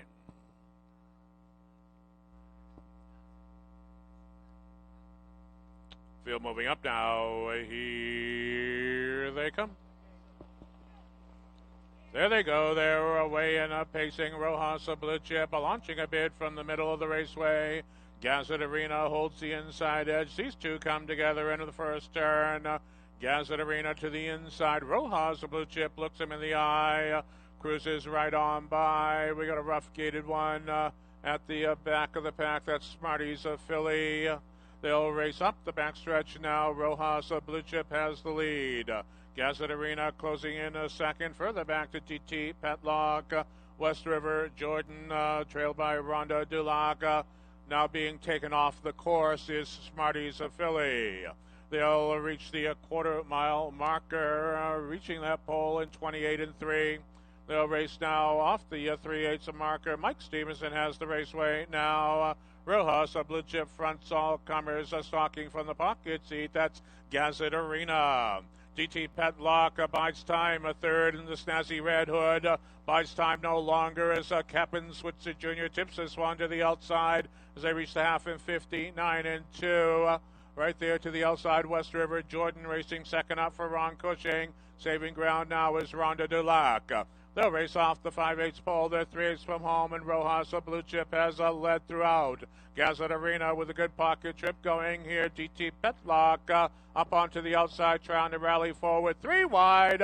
Here comes West River Jordan with a bold move. And right there is Rhonda Dulac. They reach 3 parts in 1:29 3/5. And in a blink of an eye, we have a new leader in the guys of West River Jordan. West River Jordan, a 3 wide power move to the front.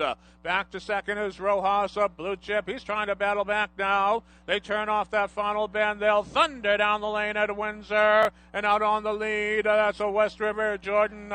West River Jordan is flowing down the stretch. The mile 1:59 3/5.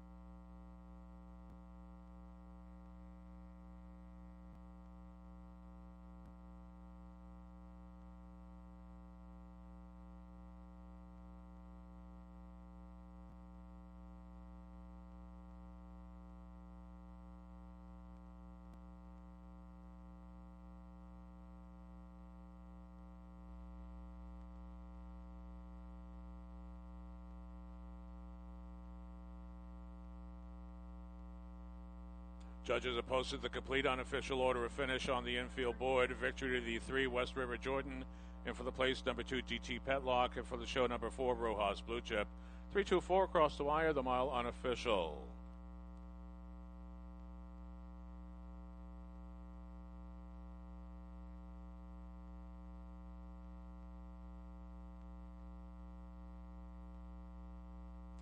Now parading in front of the stands will be the unofficial winner of the Strategic Real Estate Services Trophy Pace. We'll introduce number 3, West River Jordan, a 4-year-old bay mare, the daughter of Stonebridge Terror out of West River Rosie. She by drop-off.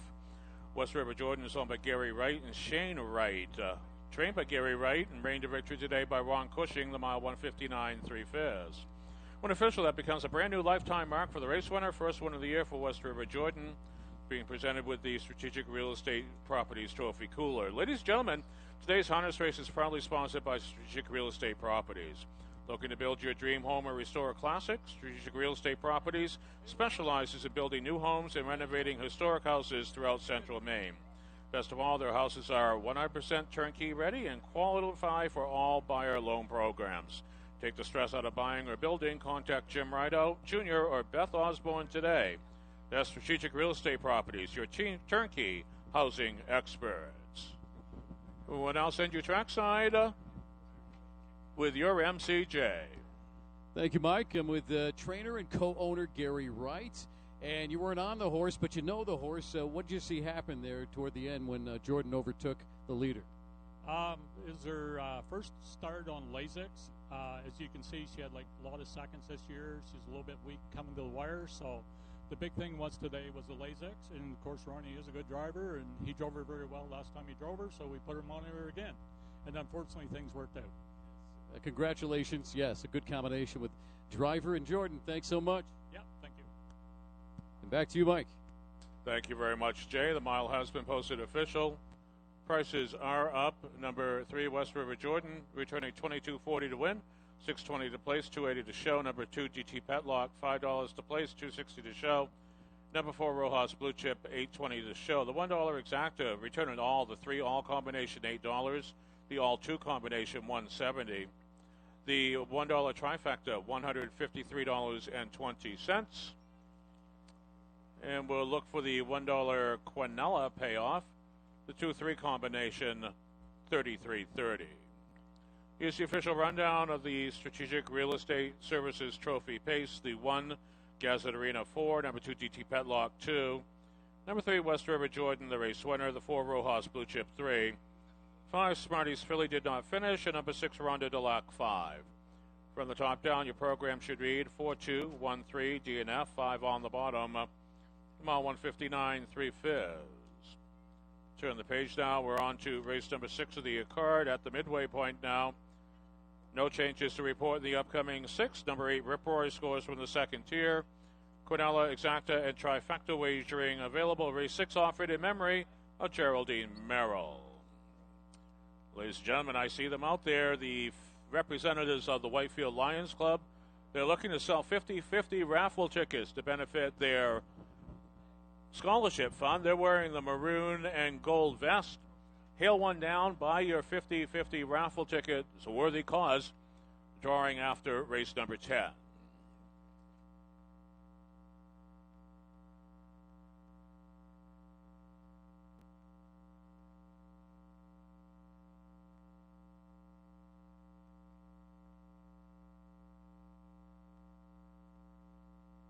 Now it's time for another lucky loser winner here at Windsor. Jen Dial. Jen Dio. Hey, Jen, you're a lucky loser winner here at Windsor. Step on up, collect your prize in front of the grandstand.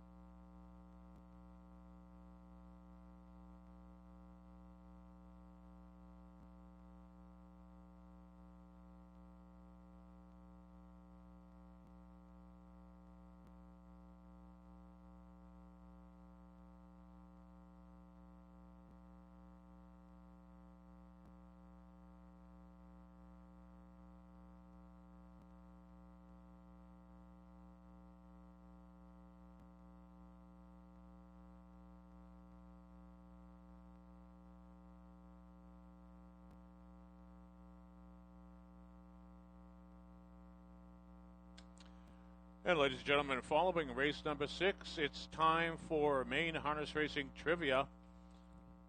After this race, we will be asking 2 trivia questions, and you could win a chicken basket, courtesy of Laurie's Lunch right here behind the grandstand. Harness Racing Trivia is sponsored by Key Appliance of Water Street and Skowhegan. They hold the key to savings. So if you'd like to participate, have a chance to win a chicken basket from Laurie's Lunch, our MCJ is going to be in the winner's circle with the microphone. If you line up there, we will give you an opportunity to test your knowledge, see if you can win this edition of Maine Harness Racing Trivia and win a chicken basket from Laurie's Lunch right here at the Windsor Fair.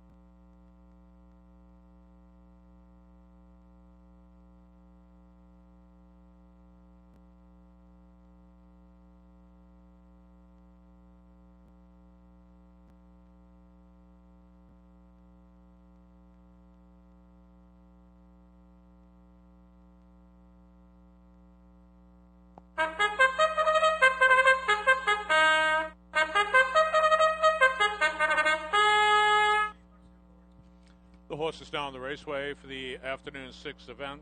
Full field of 8. They raced the mile. The purse $3,500. Number 8, Rip Roy, scores from the second tier. We have no changes to report.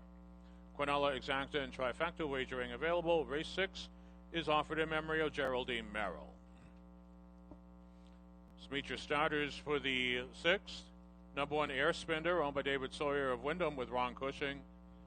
The 2, Shouted Out Loud, owned by Robert Klukovich, Blackstone, Massachusetts. Joey Mosier will drive. The 3, Longview Lad, owned by Kevin Gee, Clearwater, Florida. Bobby Kopak, Virginia Beach, Virginia, with Kevin Switzer Jr. The 4, Gator at the Well, owned by Kimberly Zelbilski of Valrico, Florida, with McGuire Sowers. The 5, Kylie Cash, owned by Mark Tardif of Waterboro, with Andy Harrington. The 6, Real Thing, owned by Craig Jordan of Farmington, with Michael Cushing driving. Number 7, Oakley Pops the Deuce, owned by Tammy Sowers, Beauville, New York, with Bo Sowers in the bike.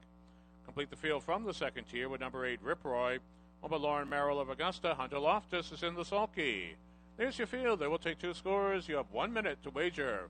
Cornella, Exacta, Trifecta wagering available. 1 minute till post time. Take a real quick look at some of the key contenders here in race number 6. 3-horse Longview Lad. Kevin Switzer Jr. had his choice of many, and here he elected to drive the Randy Bickmore trainee. Appears today with the highest Trackmaster rating and bidding to build upon a very enticingly close second-place finish at Skowhegan in that last start. The race time in 55-2 was the beaten favorite in that effort, which is his first start away from the Big 5/8 mile track at Plain Ridge Racecourse. We love this horse here from the rail, Air Spender. This horse threw in a very nice effort in that last start. Had to track down that 55-1 speed. Raced in 56 flat, last quarter at 28-2, and was reasonably close to the wire in doing so. Looking for his first win of the season. Over 18, though, is of some concern. The 8-horse Rip Roy has to engineer the second tier here today, but was right there at the wire in that last appearance at Skowhegan. From the outside to draw, this horse rallied to get a good third-place finish, beaten less than a length. And then the 4-horse Gator at the Well, another horse that got caught in that 55-1 speed show at Vegas. This horse paced his mile in 56-3. Has not shown extremely stellar form as of late, but certainly should be speed and tightened off of that effort. Again, like Air Spinner, this horse is 0-4 this year, 0-23, and that is of some concern. Horses are completing that final score. This will be your last call to wager.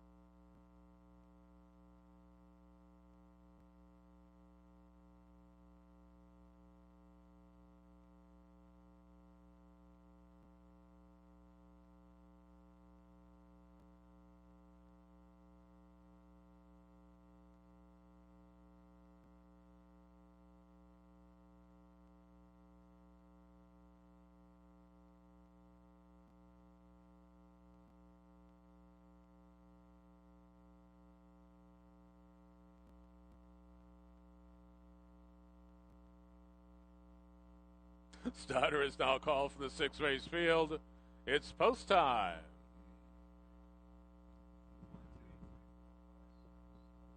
Seven across the raceway. Number 8, Rip Roy, scoring from the second tier. The field for the Geraldine Merrill Memorial. They're now at the head of the lane.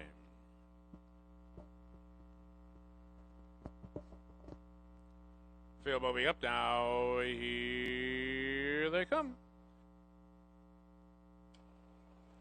There they go. They're off to another fine beginning here at Windsor. Shouted out loud with pace from the inside. Longview Lad taking a look-see. 3 deep, 4 deep in the field. That's Gator at the well, hugging the rail air spinner. They're 4 across the raceway as they battle off the 8th mile marker.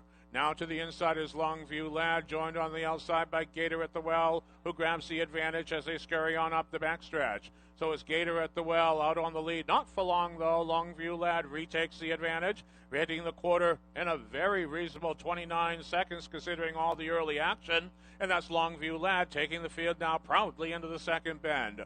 Gator at the well, Saz secured the catbird seat now. Air Spinner, a tight third. Further in fourth, that's Shouted Out Loud, trailed by The Real Thing.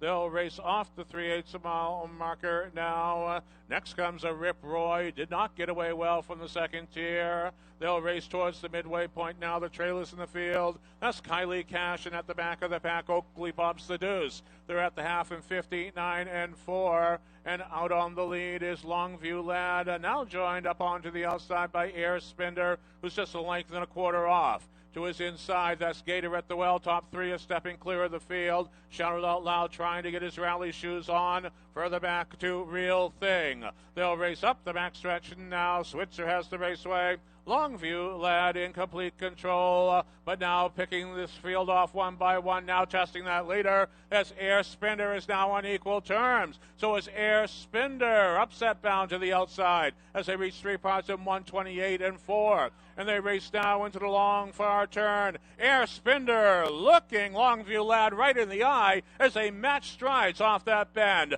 They battle down the lane now. Longview Lad trying to battle back. Air Spinner is giving him everything now. They race to the wire now. Longview Lad holds off a determined Air Spinner. The mile 157 1/5.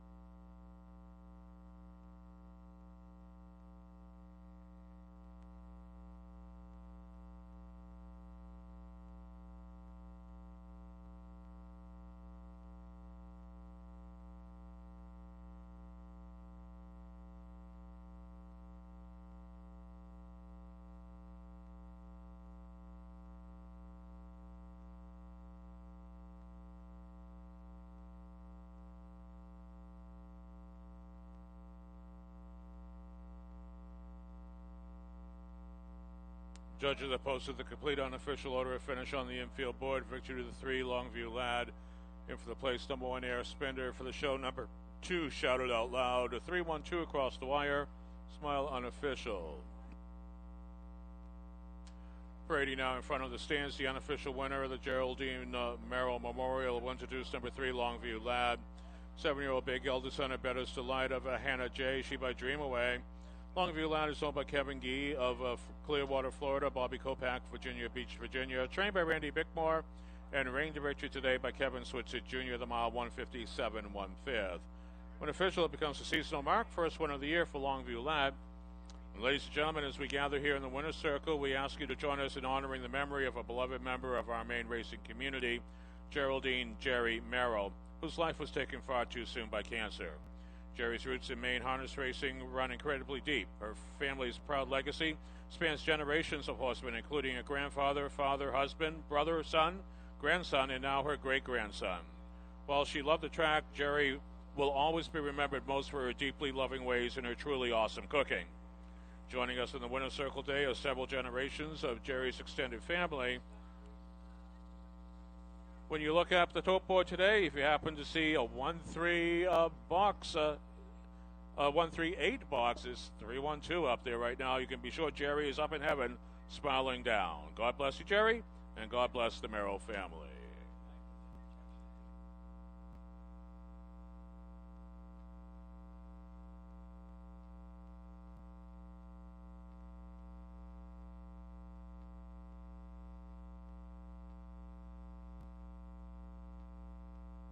And ladies and gentlemen, we are awaiting the judge's final decision here in race number 6. In the meantime, we remind you that as soon as this race goes official, we will be heading trackside to play Maine Harness Racing Trivia. A chance to win a couple of chicken baskets from Lori's Lunch right here at the Windsor Fair. If you'd like to play Maine Harness Racing Trivia, we'd like you to please head over to the trackside winner circle, line on up, and you could be a contestant here as soon as this race goes official.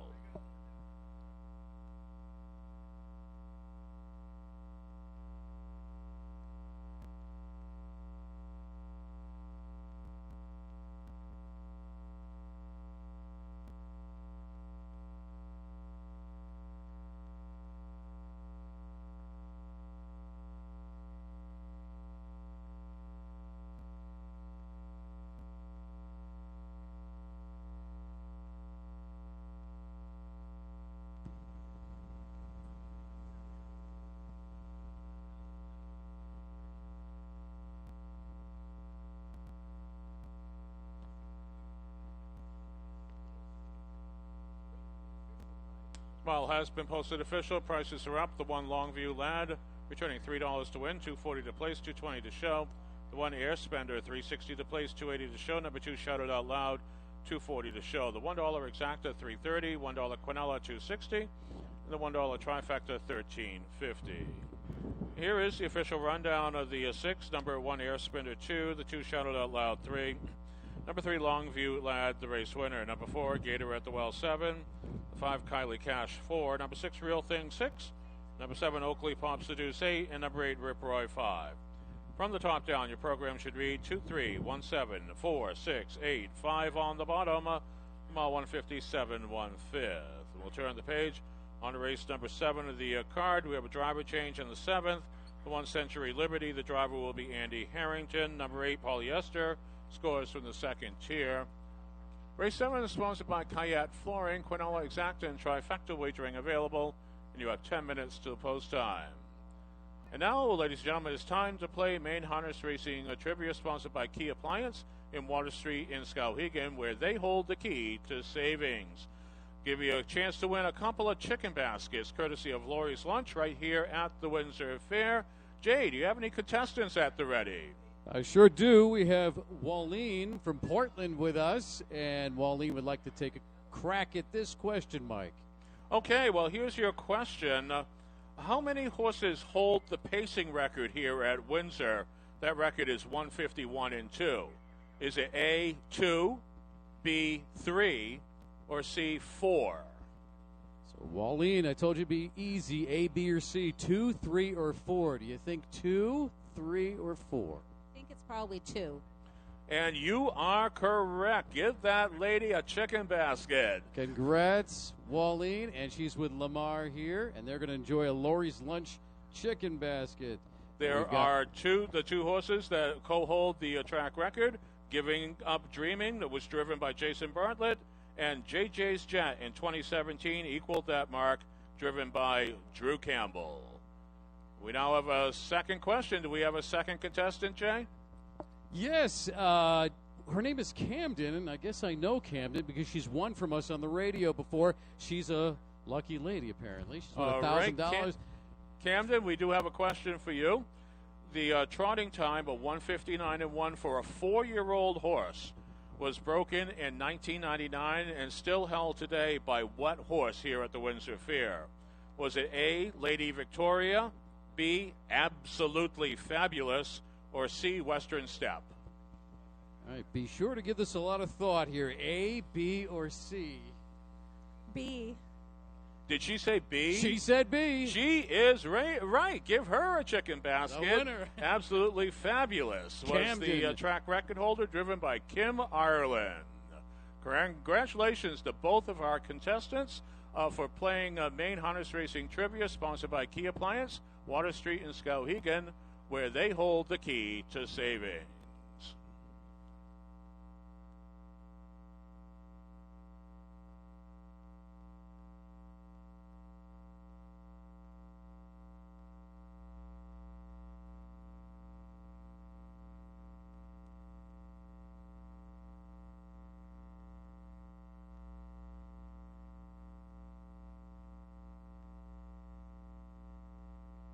And after giving away chicken baskets, it's time for a lucky loser winner. Barbie Weber. Barbie Weber, you are the latest lucky loser winner here at Windsor. Step on up trackside and claim your prize. Barbie Weber. You are a lucky loser winner. We're going to do a lucky loser drawing after every race. If you have a losing ticket, write your name legibly on the back of it, put it in this bucket in front of the stands, and you too can become a lucky loser winner at Windsor. Barbie Weber, we're still looking for you.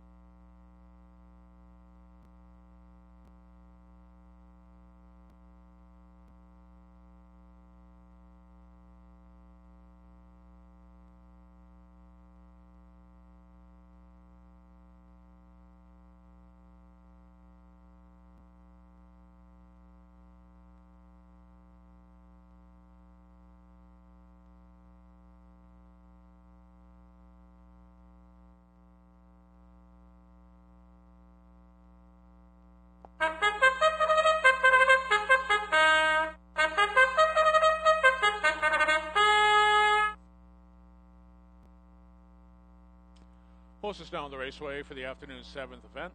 Field of Fate, racing the mile, the purse $3,900. Andy Harrington drives number 1 Century Liberty. Number 8 Polyester will score from the second tier. No further changes to report. Quinella, Exacta, and Trifecta wagering available. Race 7 is sponsored by Cayette Flooring. You have 3 minutes to post time. Let's meet your starters. The one is Century Liberty, owned by Lauren and Benson Merrill of Augusta. Driver change to Andy Harrington.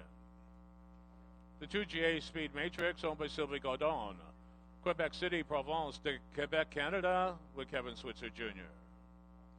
The 3 Perfect Bloom, owned by Courtney Cousineau, Franklin, Massachusetts, with Joey Mosier driving.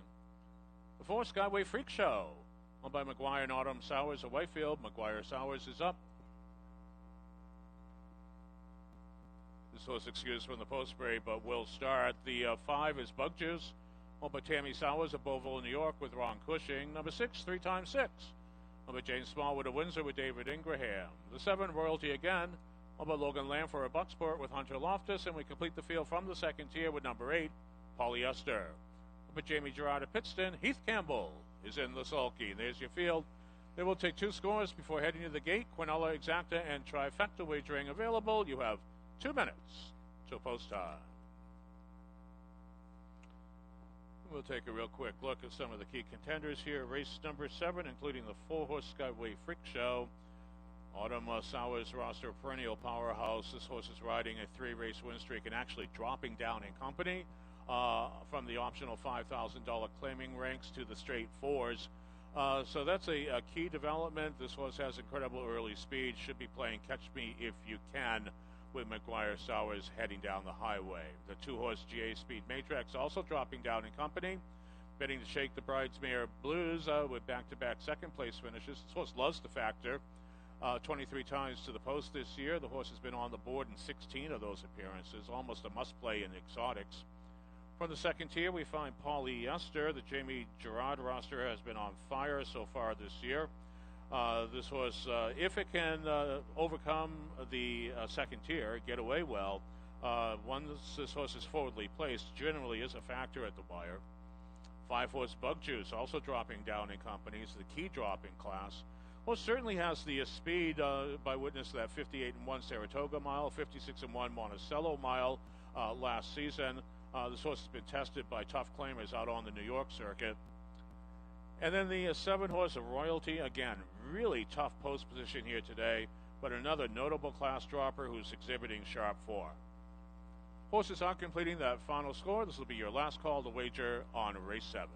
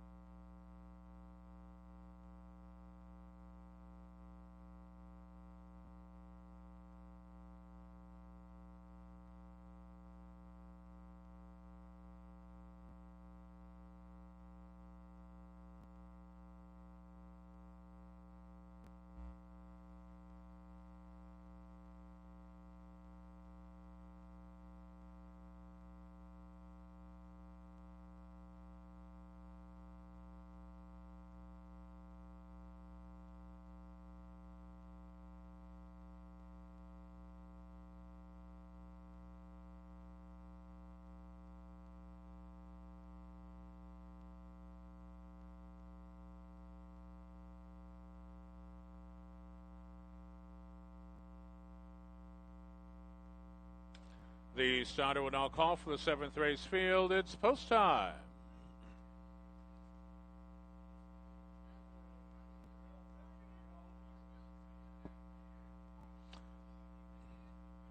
Seven across the raceway. Number 8, Polyester from the second tier.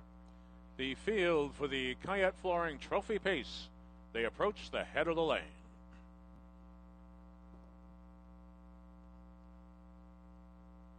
Field moving up now. Here they come. There they go. They're away and up, pacing a Century Liberty with speed from the rail. Skyway Freak Show right there in between foes from the far outside. Bug Juice is on the march. They'll race towards the 8th mile marker. Century Liberty has the raceway now. Skyway Freak Show looks at one in the eye. Tight in the pocket seat, GA Speed Matrix. Second up is a Bug Juice. Quickly into the mix, Polyester getting away 5th from the second tier. Then it's a Perfect Bloom. Off-stride went Bug Juice. They'll race towards the 8th mile marker, and they reach that pole in 29 and 2. Out on the lead, Skyway Freak Show. He's being tailed by a Century Liberty, who secures the garden seat. They race off the 3/8 mile marker now. GA Speed Matrix completes the top of 3. Right there, Polyester 4. They'll turn towards the midway point, straighten away towards the half. Sitting in and contemplating a move. That's a Perfect Bloom. 3 times 6 Royalty again, and at the back of the pack after the bobble is Bug Juice. They'll race on the line to the half in 59 seconds. Flat Parade in front of the stands. And out on the lead, that's Skyway Freak Show. Bidding for is a 4th win in the row, and Skyway Freak Show has the lead. Century Liberty hounds from the pocket seat, now off the cones. GA Speed Matrix is launching a bid. Polyester trying to get his rally shoes on. He's trailed by Perfect Bloom and trying to get underway the main bred 3 times 6. They'll scurry to the 3/4 mile marker. Stop that clock. 1:28 2/5. And out on the lead, Skyway Freak Show. McGuire Sowers looks unworried in the sulky. To his shoulder, that's a Century Liberty. Trying to pounce out of the pocket seat, now on equal terms. As they turn for home, they thunder down the lane. And Century Liberty, your pocket rocket. Trying to track down Skyway Freak Show. They race to the wire. And it's Century Liberty pouncing to victory. The mile 1:57 2/5.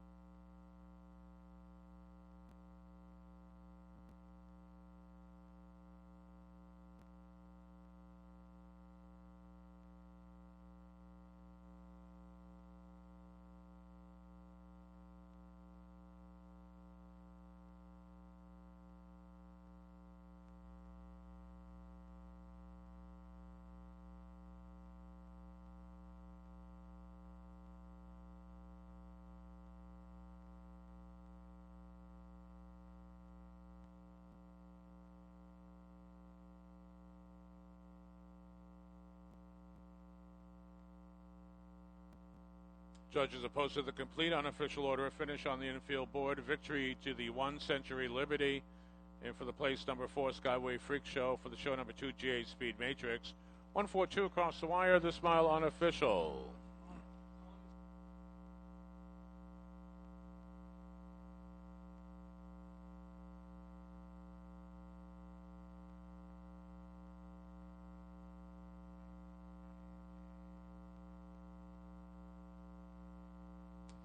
And now parading in front of the stands, the unofficial winner of the Kayak Flooring Trophy Pace will introduce number 1 Century Liberty. 4-year-old brown mare, the daughter of McWicked out of Mary Bitts, she by some beach somewhere. Century Liberty is owned by Lauren and Benson Merrill of Augusta, Maine, trained by Benson Merrill. He's at the horse's head and reigned to victory today by Andy Harrington, the mile 157 2/5. When official, that becomes the 5th win of the season, 10th career victory for Century Liberty is being joined by a throng of Merrills in the winner's circle.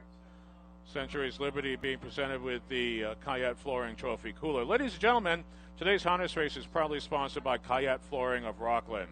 Serving the Mid-Coast area for over 32 years, Kayat Flooring delivers premier sales, service, and professional installation of hardwood, laminate, vinyl, and ceramic flooring. They've proudly provided the Windsor Fair with years of dedicated flooring service.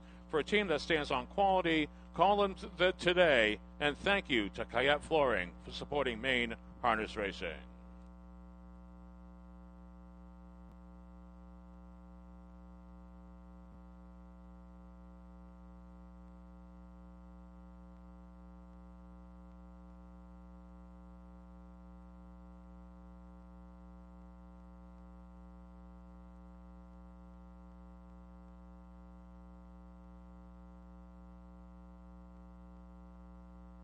Small official prices are up. Number 1 Century Liberty returning $19.20 to win, $5.60 to place, $4.80 to show. 4 Skyway Freak Show, $4.40 to place, $2.40 to show. Number 2 GA Speed Matrix, $2.80 to show. The $1 Exacta, $23. $1 Quinella, $10.50. $1 Trifecta, $31.20.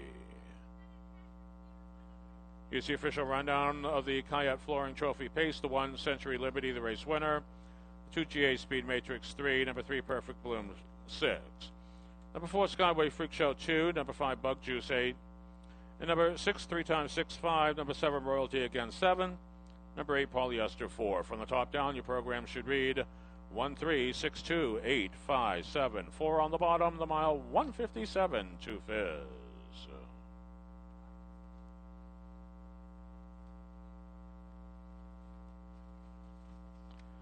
We will turn the page on to the race number 8 of the program. No changes to report in the upcoming 8th. All windows are open to serve. You do note, ladies and gentlemen, number 7, Val Larry, will score from the second tier.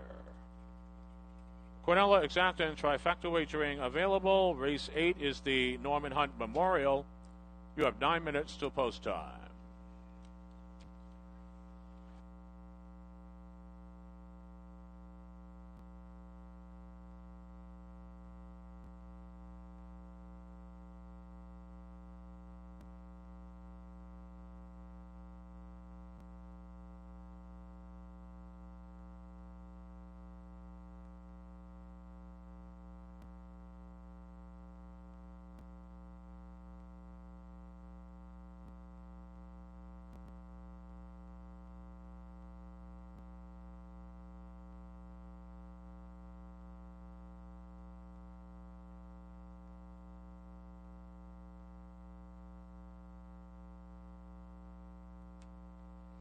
And ladies and gentlemen, it looks like it's time for another lucky loser winner here at the Windsor Fair. Teresa Groton. Teresa Groton, like the town in Massachusetts. Teresa Groton, you are a lucky loser winner here at the Windsor Fair. Step up trackside to claim your prize.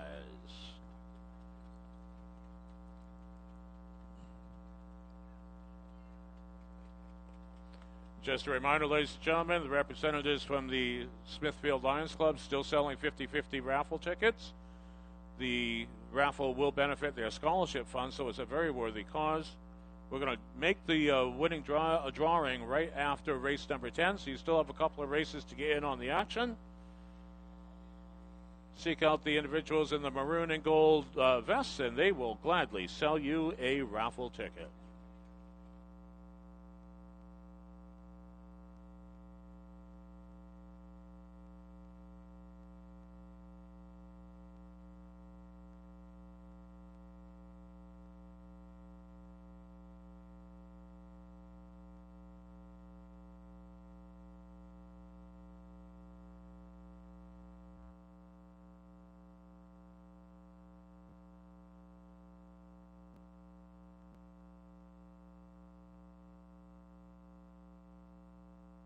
Six minutes now to wager on race number 8 here at the Great Windsor Fair. It's time for Horse Feed, sponsored by Ames True Value, Route 1 in Wiscasset, where they aims to please just about everybody.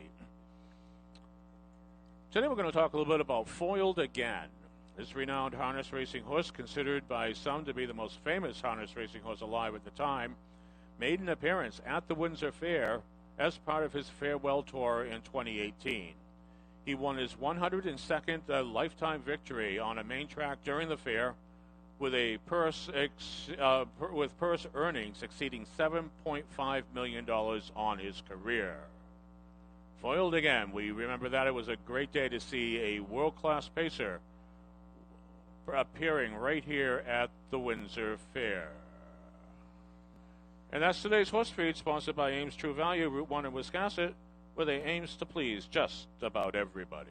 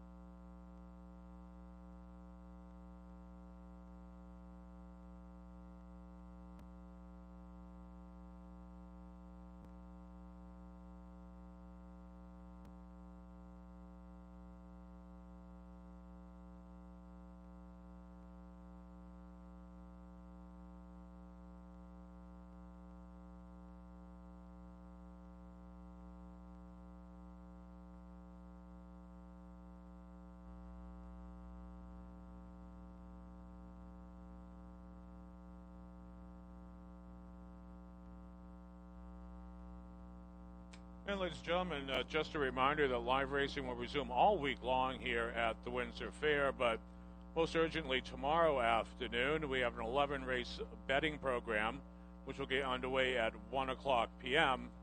Preceding that program, there will be two non-wagering editions of the main Sire Stakes program. Those races will be on the non-wagering card, going to post early at 12:30 p.m. So non-wagering main Sire Stakes races at 12:30 tomorrow, 11 betting races starting at 1 o'clock tomorrow. Those programs are available at all program locations. You can pick one up now. You can bring it home with you, handicap it this evening, and then wager tomorrow. More exciting harness racing here at the Windsor Fair. The betting card starting at 1 o'clock p.m.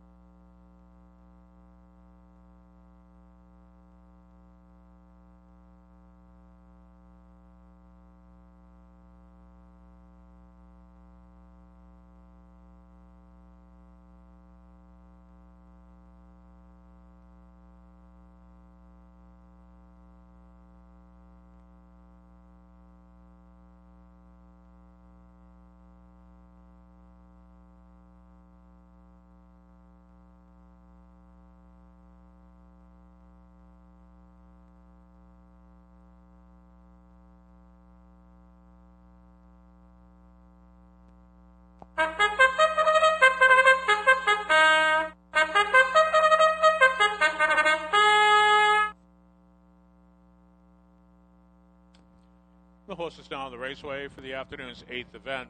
Field of 7, racing the mile. First $5,800. Number 7, Larry will score from the second tier. No changes to report.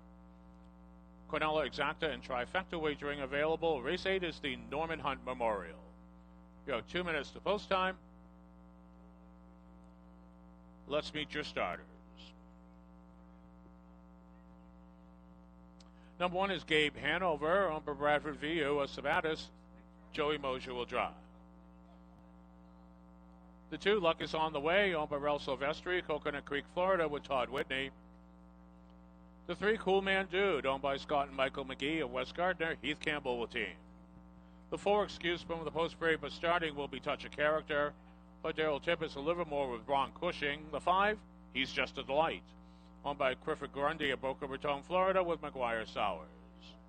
The 6, Giggity, Giggity, Giggity, is owned by Brian Lamb of Wales, Eddie Fournier Jr. of Auburn, with Kevin Switzer Jr. Complete the field from the second tier with number 7, Larry, owned by the Torah Annunziata Revocable Trust of Mahopic, New York. Michael Stevenson is in the sulky, and there's your field. It will take 2 scores before heading to the gate. You'll have to hurry, folks. Quinella Exacta, and Trifecta wagering available. 1 minute to post time in the Norman Hunt Memorial.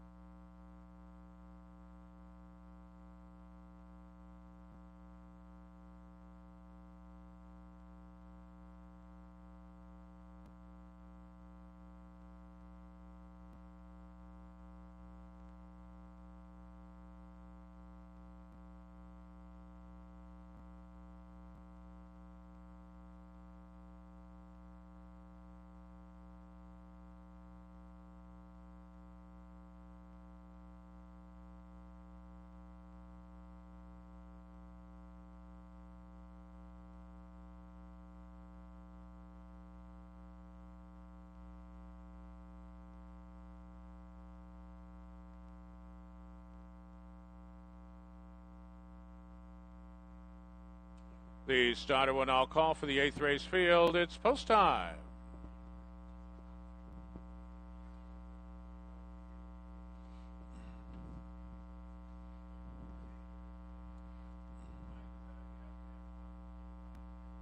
Six across the raceway.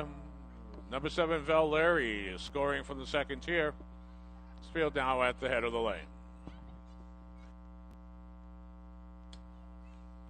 Field for the Norman Hunt Memorial. They're at the head of the lane. They're moving up now. Here they come. And away they go. That's Cool Man, a Dude, and Touch of Character. They leave in lockstep for mid-pack. Gabe Hanover getting away third.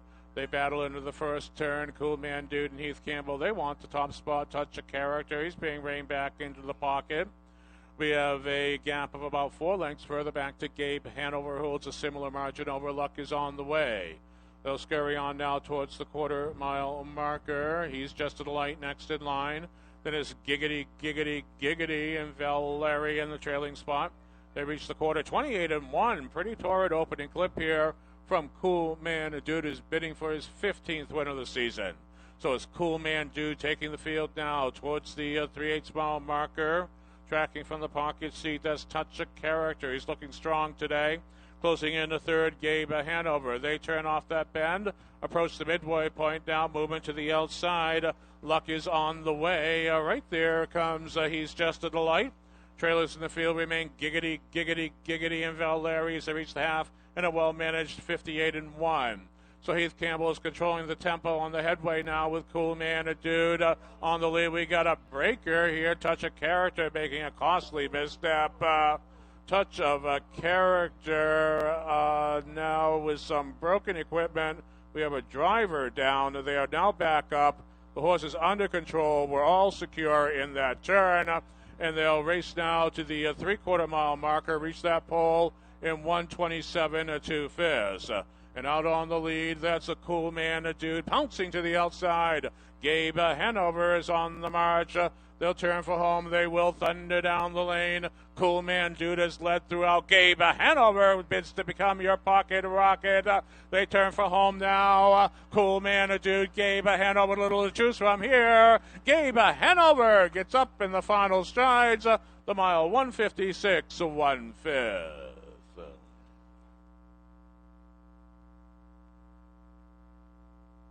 Ladies and gentlemen, the judges will post the inquiry light on the infield board.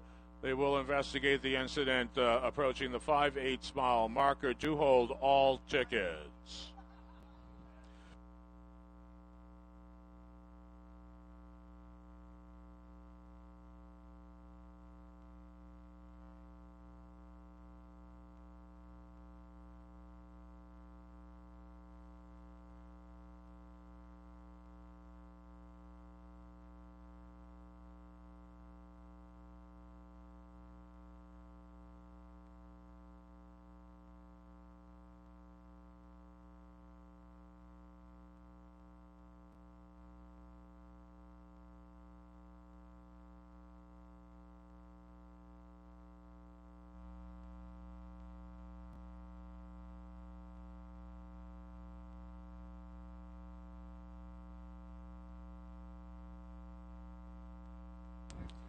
And now parading in front of the stands will be the unofficial winner of the Norman Hunt Memorial. We'll introduce number 1, Gabe Hanover, a 6-year-old big eldest son of Captain Treacherous out of Goodwill, Hanover. She by Big Jim.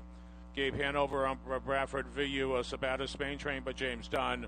Reigned to victory today by Joey Mosier, the mile 156 1/5. When official, that would become the 4th win of the year for Gabe Hanover. It's being presented with the Norman Hunt Memorial. This race is dedicated to the memory of Norman Hunt, the founder of North Carolina N.C. Hunt Lumber Company in Jefferson, who passed away in August of 2023. Norman was a cornerstone of the Windsor Fair community, serving as a passionate supporter and a loyal friend. His generosity fueled the annual Woodsman's Day events, for which he provided vital materials year after year. Norman is perhaps best remembered for a promise he made long ago to ensure the fair's cattle and horses always had the sawdust and shavings they needed. He kept the promise without fail, personally tracking down supplies from every corner of the state. The Windsor Fair is profoundly grateful for his decades of dedication. Rest in peace, good friend.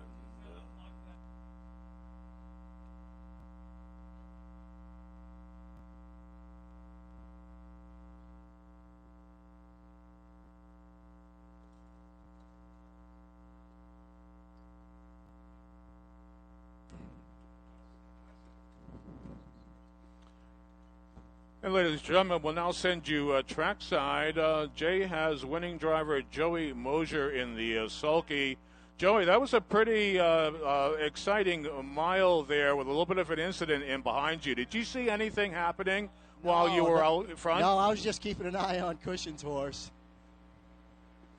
Joey, what happened last 8th there? How'd you manage that exciting finish? Yeah, I know that's a nice horse. He likes to win.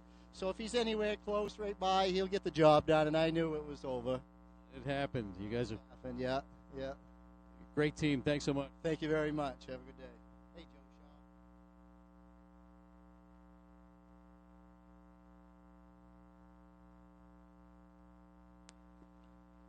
Thank you very much, Jay, and thank you very much, Joey Mosier, proving once again the old adage, all you need to know is Joey Mo.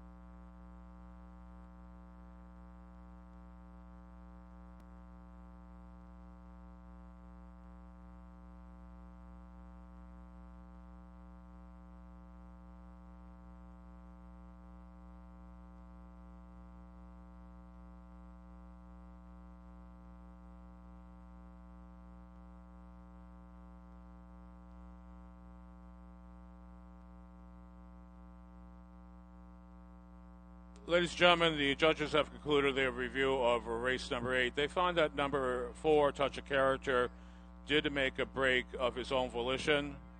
In the process, interfered with number 6, Giggity Giggity Giggity, and also interfered with number 2, Lucky's on the Way. The 2 and the 6 both finished the race. The 4, Touch of Character, did not finish the race. Therefore, by commission rule, there can be no placings. The order is posted, soon to be made official.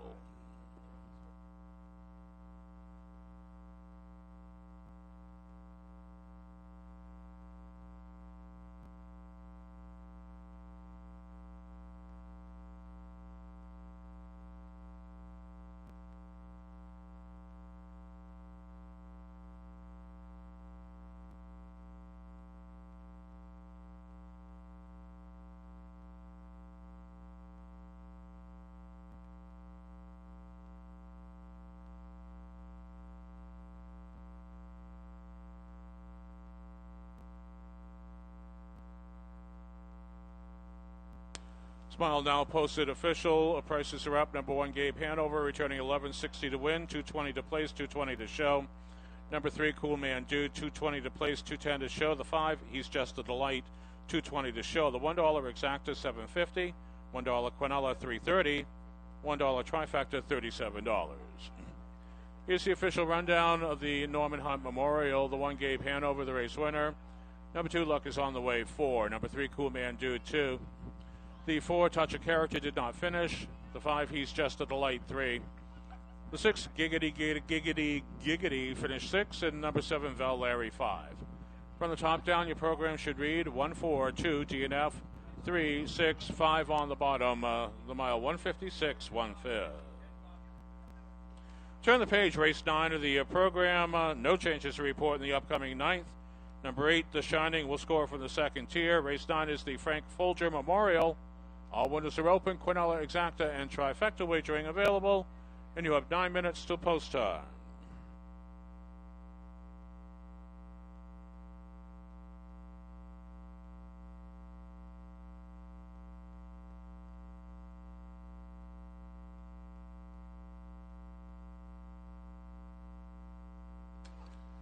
And now we are on for another edition of Lucky Loser Winner here at the Windsor Fair. Lonnie Andrews? Bonnie Andrews, you are the latest Lucky Loser winner here at the Windsor Fair. Bonnie Andrews, step right up and claim your prize. And keep in mind, ladies and gentlemen, that representatives of the Whitefield Lions Club still selling their 50-50 raffle tickets to benefit their scholarship fund. We're going to make the drawing after race number 10. So we're getting close to your last chance to get in on the 50-50 raffle drawing. Look for the representatives in the maroon and gold vest. They will gladly sell you a raffle ticket.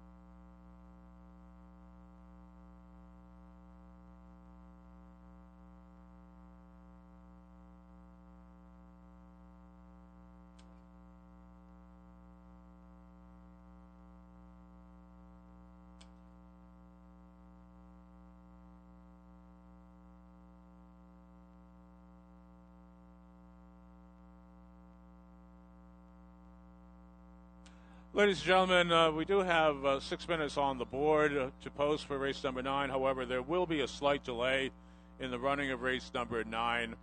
With the incident on the racetrack just taking place with driver Ron Cushing falling to the track, by Maine Harness Racing Commission rule, he must be cleared by medical personnel. So the trackside ambulance, now making its way in front of the stands right now, will be heading to the paddock to examine Mr. Cushing and make sure that he did not suffer any injuries during that incident.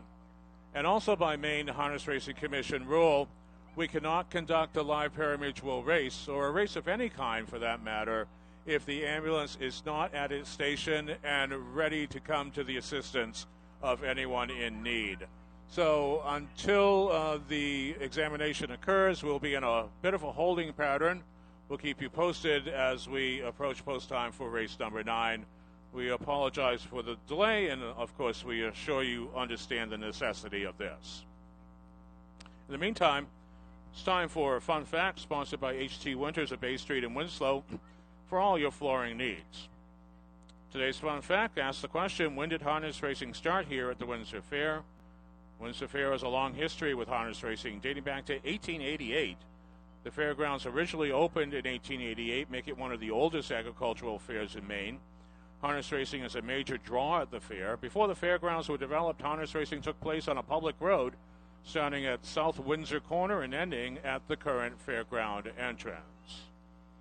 And we'll give you an additional fun fact. Harness racing has a significant impact on the popularity and attendance of the Windsor Fair. It's a central event, attracting a dedicated following of fans, often passed down through generations. People like longtime fans who attend every single race at the fair for sometimes nearly 50 years or more.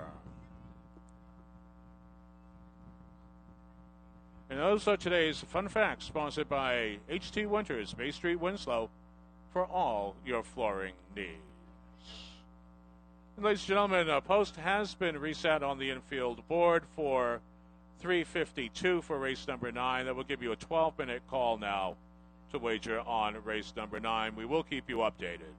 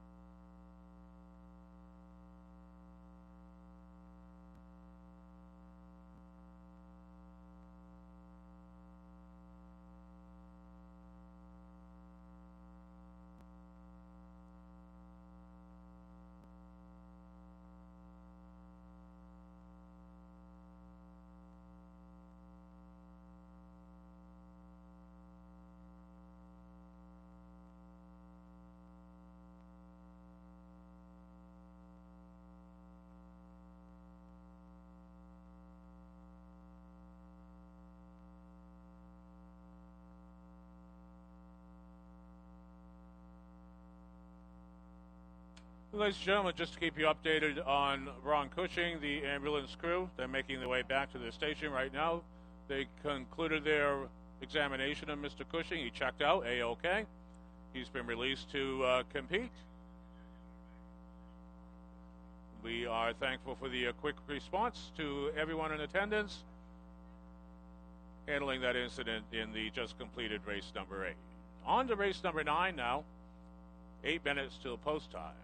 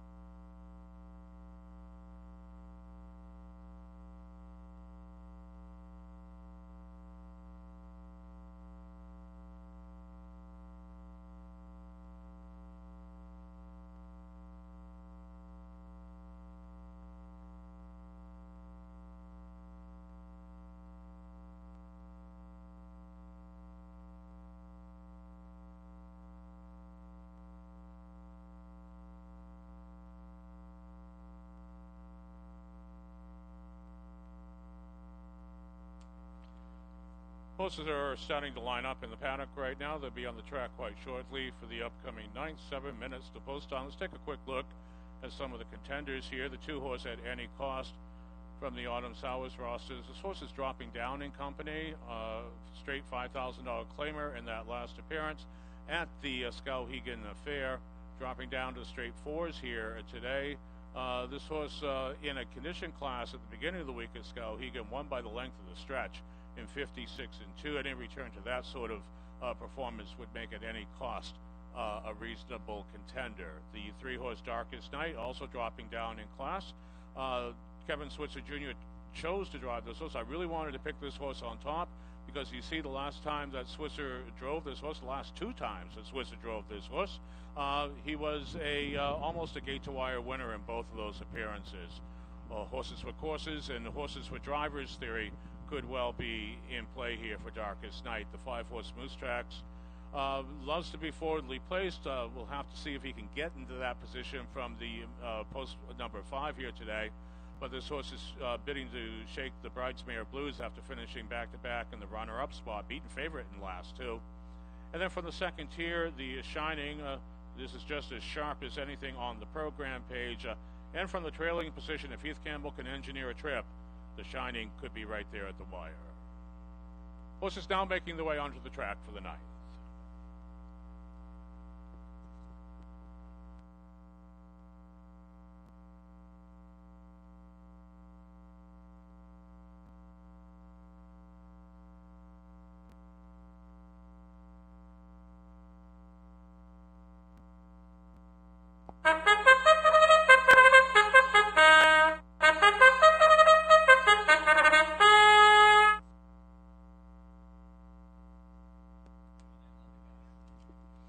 The horses down the raceway for the afternoon's 9th event. Field of 8, racing the mile, the purse $3,900. We have no changes to report in the upcoming 9th. Number 8, The Shining, will score from the second tier. Quinella, Exacta, and Trifecta wagering available. Race 9 is the Frank Folger Memorial.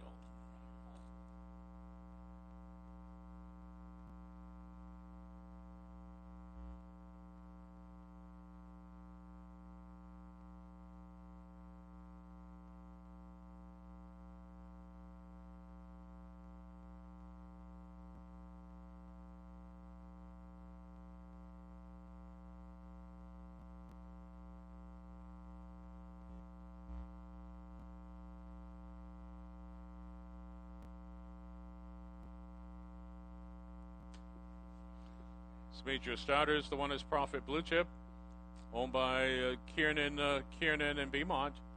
James Doucette in the bike. The two at any cost is owned by McGuire Sowers of Whitefield. Mr. Sowers will team. The three Darkest Night, owned by Edward Dorr of Gorham with Kevin Switzer Jr. The three Cool Your Heels is owned by Ronald Dinsmore of Mariahville. David Ingraham will drive. The five Moose Tracks, owned by Sarah Harrington of Windsor, Peter Buffard of Randolph. Andy Harrington is up. The six Declan Sealster is owned by Money Talks of Smyrna, Delaware, with Michael Stevenson. The seven Calvin K, owned by Robert Klukovich, Blackstone, Massachusetts. Joey Mosier in the bike. Complete the field from the second tier with number 8, The Shining, by Robert McNeil, St. John, New Brunswick, Canada. Heath Campbell is in the sulky, and there's your field. It will take 2 scores before heading to the gate. You had 3 minutes to wager. Quinella Exacta Trifecta wagering available. 3 minutes to post time.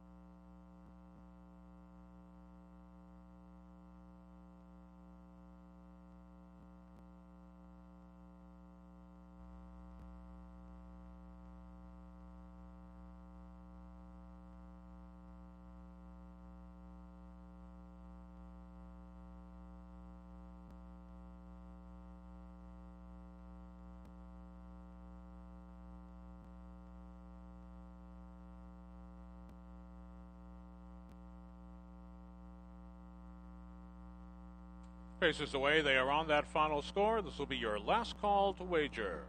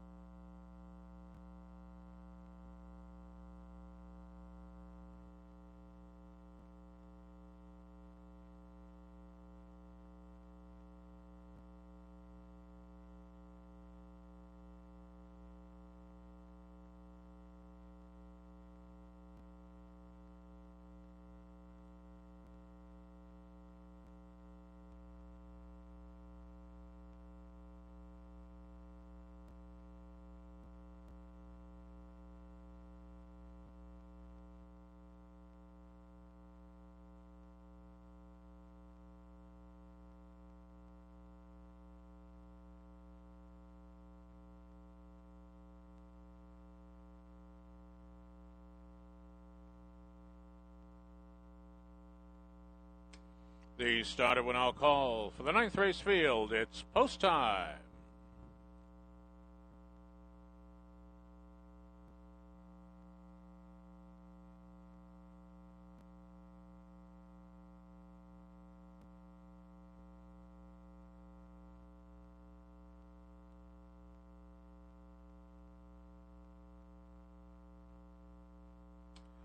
Seven across the raceway, number 8, The Shining, scoring from the second tier. The field for the Frank Folger Memorial. They approach the head of the lane.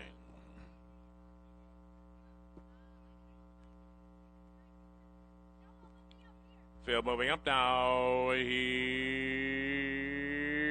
they come. There they go. They're away in a pacing at any cost with some early speed. Moose Tracks makes tracks towards the top. They battle on now into the first turn and is at any cost gaining the early lead. Profit Blue Chip has secured the pocket seat. Sliding in third is the Moose Tracks. Darkest Night getting away fourth. They'll motor on past the 8th mile marker from the second tier. The Shining paces in fifth. Consigned to the wide side in the early going. That's a Calvin K. Saving ground to the inside, Cool Your Heels. And at the back of the pack, Declan Sealster sees all. They glide to the quarter in 29-1. And they'll race now into the second to bend out on the lead. That's at any cost. McGuire Sowers cuts this mile off the 3/8 marker. Stalking from the pocket seat. That's a Profit Blue Chip. They'll turn towards the midway point now at any cost. The first you see, Profit Blue Chip at 2. Moose Tracks abides time along the pegs, as does Darkest Night. No movement yet in the field. The Shining still on the wide side is Calvin K. Saving ground as they race into the bend is David Ingraham and Cool Your Heels. They were at the half in 59-1. And they race off the 5/8 mile marker. They're 3/8 from home. And still on top, still the boss. That's at any cost. Begins to sprint clear now. Opening up about a length and 3/4 over Profit of Blue Chip. Back to third, yet to move. That's a Moose Tracks. Off the cones, the Darkest Night as they reach 3 parts. In 1:28 2/5. And out on the lead, that is at any cost. Been there from the get-go. Profit Blue Chip now finding his best stride and now pouncing on the outside to engage. At any cost, the legs are getting weary. Profit Blue Chip up onto the outside now. At any cost needs the wire. Profit Blue Chip is charging hard. Profit Blue Chip in the final strides. The mile 1:57 2/5.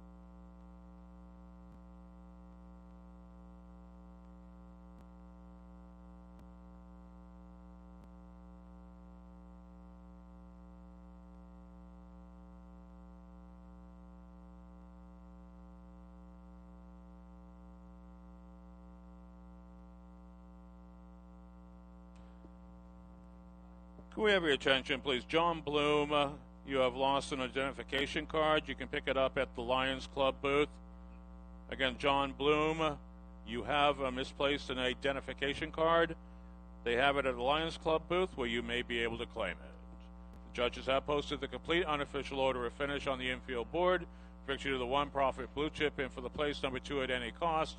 For the show number 5, Moose Tracks. 1-2-5 across the wire, the mile unofficial. Parading now in front of the stands, the unofficial winner of the Frank Folger Memorial will introduce number 1 Profit Blue Chip, 11-year-old Bay Gelded son of Rock and Roll Heaven out of Weeping Wannabishi by Arts Place. Profit Blue Chip is owned by John Kiernan Jr., Thelma Kiernan, and Thomas Beaumont. Trained and range of victory today by James Doucette. Mile 157 2/5. One official, that's a seasonal mark. Second winner of the year for Profit Blue Chip. Well, ladies and gentlemen, please join us this afternoon as we honor a lifetime horseman who called these very grounds home. Today's race is held in loving memory of Frank Folger, who passed away in September of 2023. Frank's passion for harness racing began at a young age, dedicating his life to owning and training horses. He proudly boarded his stable right here at the Windsor Fairgrounds, and every year he loved hitting the road to travel the entire main circuit. Frank even tried his hand at driving in the bike. He used to joke that his favorite mare, Windsor Lady, wasn't the fastest horse in the stable, but she had the biggest heart of them all. After she stopped actively racing, Frank's love for the sport never faded, and he continued to follow the horses and support the racing community throughout his entire life. Joining us in the winner's circle today is Frank's loving family, who will be presenting a commemorative blanket to today's winner to celebrate the legacy, the humor, and the true horseman's spirit of Frank Folger.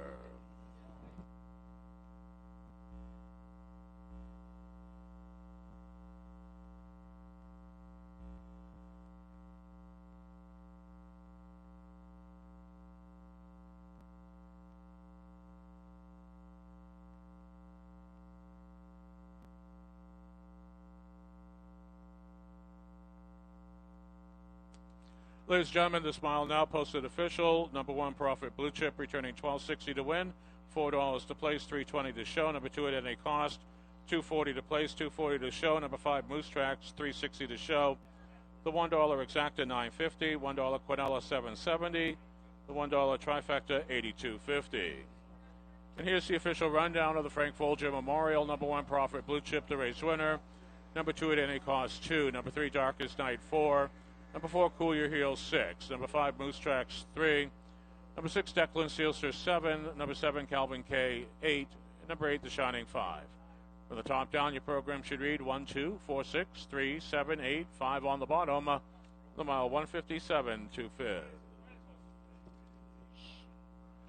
We'll turn the page now on to race number 10 of the card. We had no changes to report in the 10th. All windows are open to serve you. Number 8, Trineville, will score from the second tier.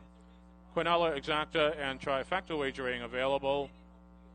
Race 10 is sponsored by M.A. Haskell Fuel Company. 9 minutes till post time.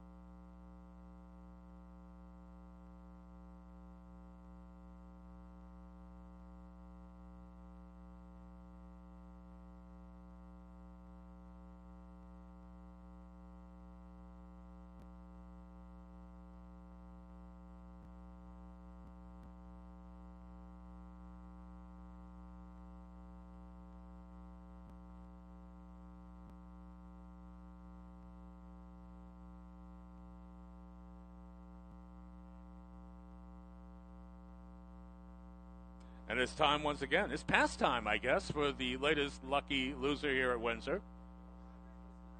Robert Sprague. Robert Sprague, you are the latest lucky loser winner here at the Windsor Fair. Step up and up trackside to claim your prize. Robert Sprague, congratulations.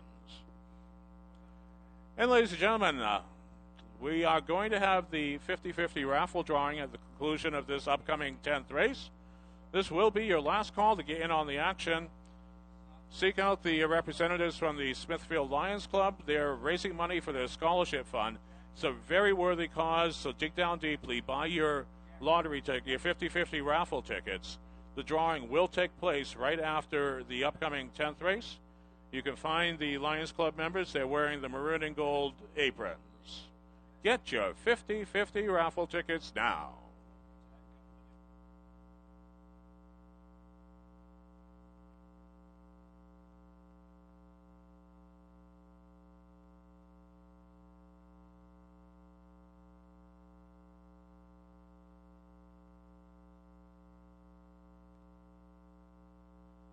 And we would like to once again welcome the good folks tuning in along the radio and online networks of Mixed Maine Media. It's time for more fun facts, sponsored by WSKW, The Score, Central Maine's sports station. Back on August 29th, 2011, Denver Cyclone, driven by Sean Gray, broke the track record for two-year-old colts here at Windsor that was held by KV's Dragon for 13 years in the time of a 157-4. And that's today's fun fact, sponsored by WSKW, The Score, Central Maine's sports station.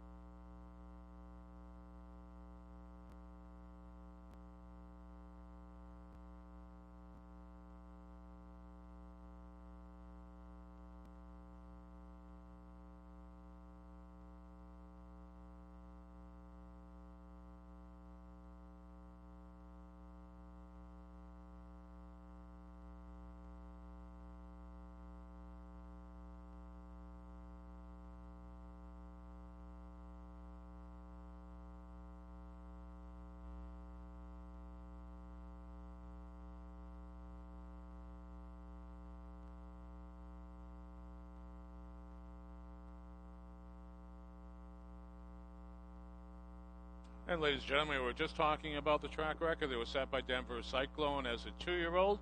And we heard from his current connections, Denver Cyclone. He's still around living the high life at the Forever Farm right here in Central Maine. It's good to know that old friends like Denver Cyclone are enjoying a happy retirement at the Forever Farm. Way to go, Denver Cyclone.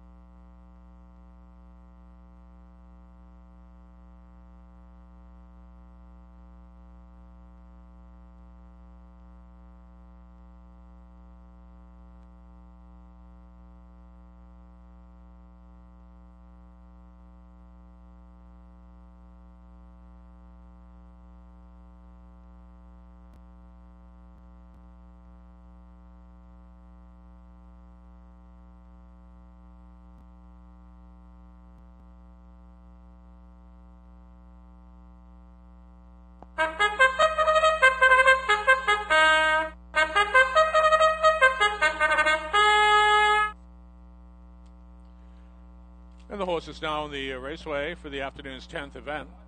Field of 8, they raced the mile. The purse $4,400. We had no changes to report. Number 8, Trineville, will score from the second tier. Quinella Exacta trifecta wagering available. Race 10, sponsored by M.A. Haskell Fuel Company. You have 3 minutes to post time.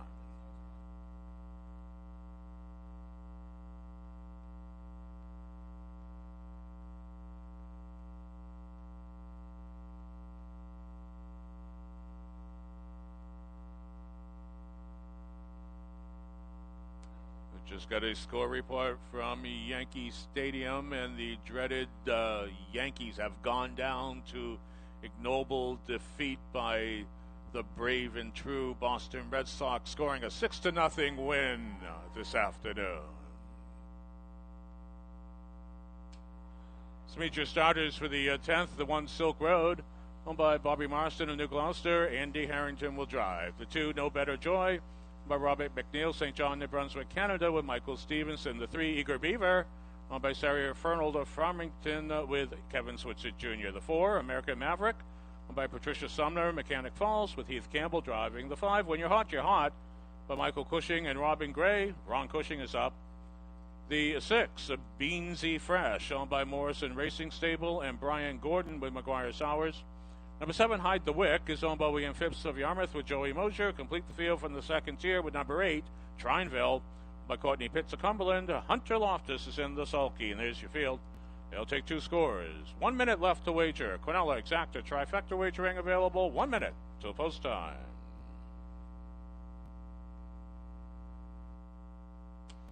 Take a real quick look at some of the key contenders here in the M.A. Haskell Fuel Company Trophy Pace. Let's look at the 1 horse, Silk Road, currently getting a very generous 10-1 on this horse on the infield board, despite this horse being the 5-2 favorite on the morning line. Yeah, the horse is up in class, but the horse is making the key second start off the qualifier with a very credible first start at Skowhegan. Has the fresh legs angle, too. Only 5 seasonal starts, so this horse is a bit fresher than some of the other horses that he'll be competing against here today. The 4-horse American Maverick is a tried and true Mainbred veteran. We've always liked this horse.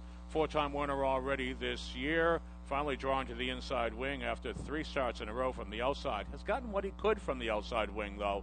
So this horse is right in prime form. From the trailing position, the 8 Trineville is up in company, exiting colt classifications now, but showing 2 wins out of the last 3 appearances.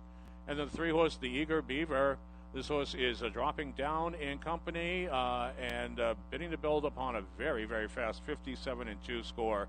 Not score, but 57-2 timing in that last appearance at Skowhegan. This horse has never gone that fast before. Horse is now completing that final score. This will be your last call to wager, your final warning.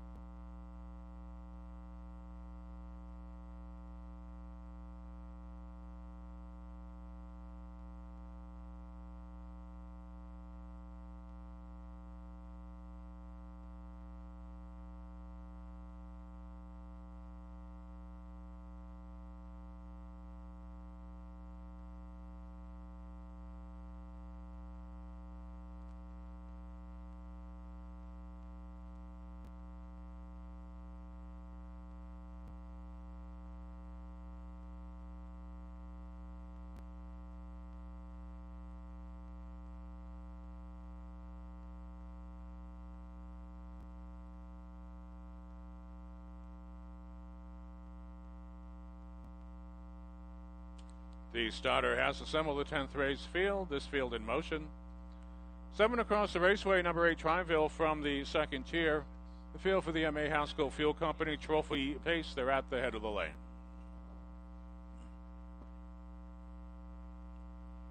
Field moving up now. Here they come. There they go. They're away. They're pacing Eager Beaver with early pace. American Maverick in hot pursuit. Silk Road right there from the inside edge as they barrel into the first turn. Eager Beaver joined on the outside by American Maverick. Heath Campbell takes command of the raceway now. Quickly, here comes Beansies fresh up onto the outside to engage. Eager Beaver hugs the inside path. Silk Road getting away fourth.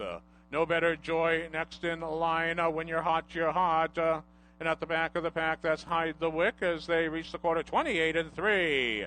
Toward the opening clip now, impressing the pace. That's Beansy fresh to the outside of American Maverick. Little to choose from here. Eager Beaver enjoying the ride from the pocket seat. Quickly up onto the outside, grabbing the cover. Second up, that's No Better Joy. Hugging the inside path is a Silk Road. Trying to get underway here is Trineville. The trailers remain When You're Hot, You're Hot, and Hide the Wick as they reach the half in 58 seconds. The flat. 4 on the in, 4 on the out. They battle into the third bend. Out on the lead, American Maverick. Heath Campbell controlling the raceway now. He's got Beansy fresh pinned to the outside. Locked in the pocket is a Eager Beaver. Second up in the field, a decision time coming soon for No Better Joy. Back to the inside edge is Silk Road. They'll race to the 3/4 mile marker. That's American Maverick.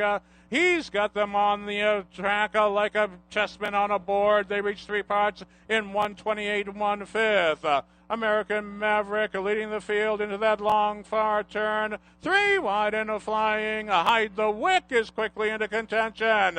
They'll turn for home. They'll thunder down the lane. American Maverick. Hide the Wick is slingshotting off the turn. In the middle of the raceway, it's Hide the Wick. Hide the Wick. All you need to know is Joey Moe, the mile 158 to Fizz.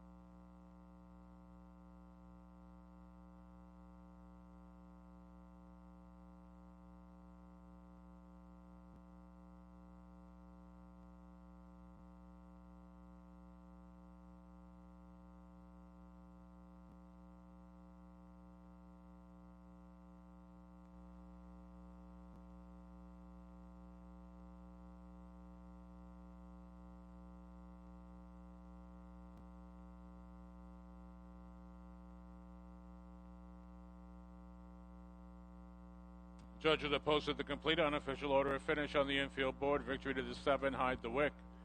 And for the place, number 4, American Maverick. For the show, number 2, No Better Joy. 7-4-2 across the wire, this mile unofficial.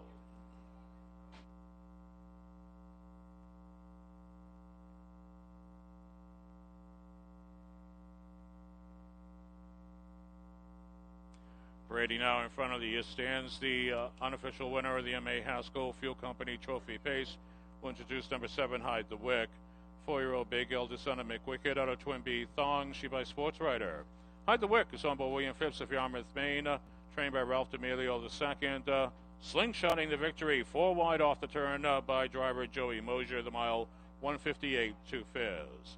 When official, that becomes the 3rd win of the season for Hide the Wick, and a driving double on the card for Joey Mosier, being presented with the M.A. Haskell Fuel Company cooler. Ladies and gentlemen, Let's have a big round of applause for another proud sponsor of the Windsor Fair in the harness racing division, M.A. Haskell Fuel Company.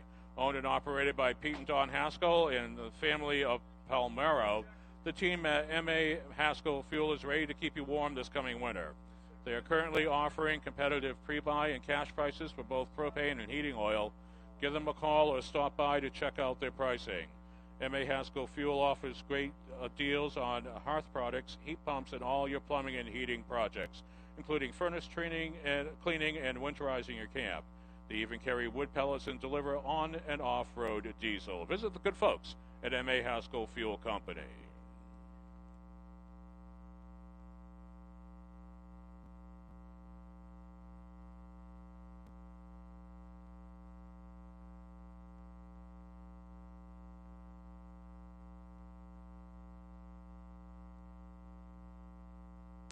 Ladies and gentlemen, the Smile has been posted official. As we await the prices, we will let you know that the 50-50 raffle ticket has been drawn.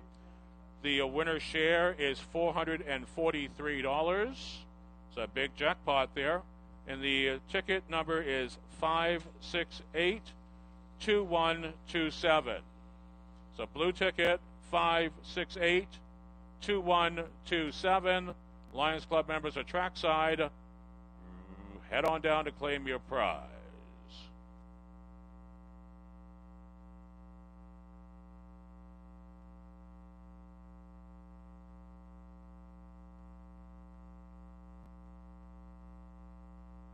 And the Smile has now been posted official. Prices are up, big prices here. Number 7, Hide the Wick, returning $32.40 to win, $21.20 to place, $7.40 to show. The 4, American Maverick, $4.20 to place, $3.80 to show. Number 2, No Better Joy, $11.20 to show.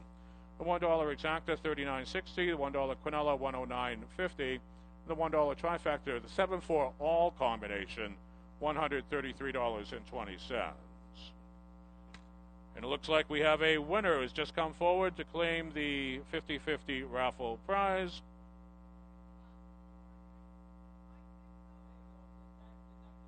And it looks like the winning number has been confirmed. Congratulations to the winner. The Lions Club members will be here various days throughout the fair week, selling 50-50 raffle tickets to benefit their scholarship fund. Here's the official rundown of race 10. Number 1, Silk Road, 7. Number 2, No Better Joy, 3. Number 3, Eager Beaver, 5. Number 4, American Maverick, 2. Number 5, When You're Hot, 8. Number 6, Beansy Fresh, 4. The 7, Hide the Wick, the race winner. Number 8, Triumville, 6. From the top down, 7, 3, 5, 2, 8, 4, 1, 6 on the bottom. Mile 158, 2 fizz. Turn the page, race number 11. First half of the late daily double. Late double wagering available on races 11 and 12. We have no changes to report in the double. The double is clear. All windows are open. Quinella, Exacta, and Trifecta wagering available. Race 11 is offered in memory of James V. Nelson.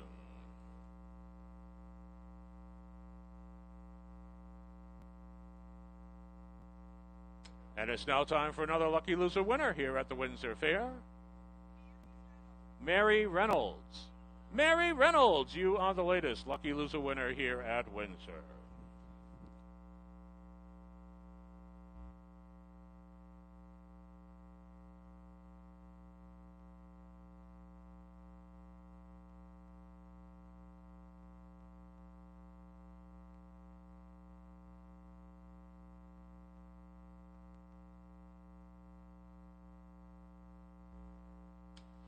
Again, we'd like to welcome and thank all the folks tuning in along the radio networks of McSpain Media. It's time for more fun facts, sponsored by WCTB, True Country 93.5. August 26, 1986, Joey Mosier, who we just saw in the winner's circle, he won his first race here at Windsor, driving Oat Eater Bluegrass in the time of 2:07 and 3. They go a little faster than that now, don't they, Joey? But way back in 86, that was your very first lifetime win. Congratulations to Joey Mosier, driving double already on the program today. And that's Fun Facts, sponsored by WCTB, True Country 93.5.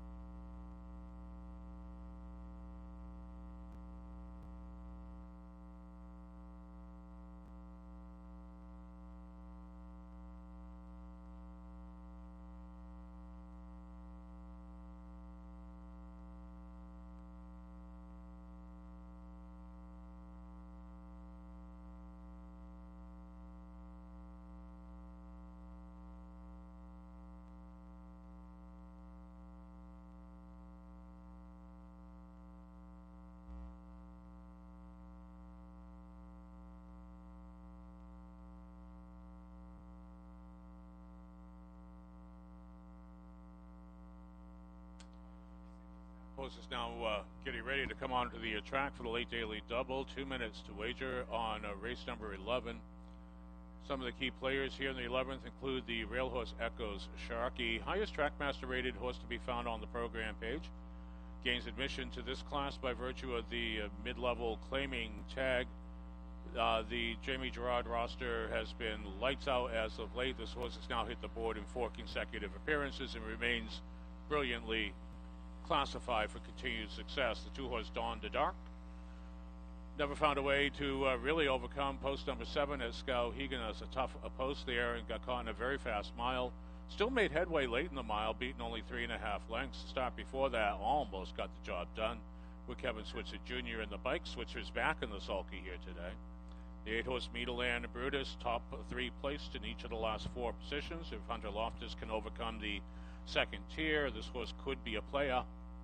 6-horse General Ward up in company, but riding a 2-race win streak into battle. Joey Mosher is going for his driving triple on the program. Trainer James Dunn is looking for his second training win on the card. And then the 3-horse Beyond the Past, well bested in a brisk mile at Skowhegan in that last appearance, a mile that went in 1:54. The stop before that, this horse controlled the action with back-to-back wins. This is a good race. Horses now making the way onto the track.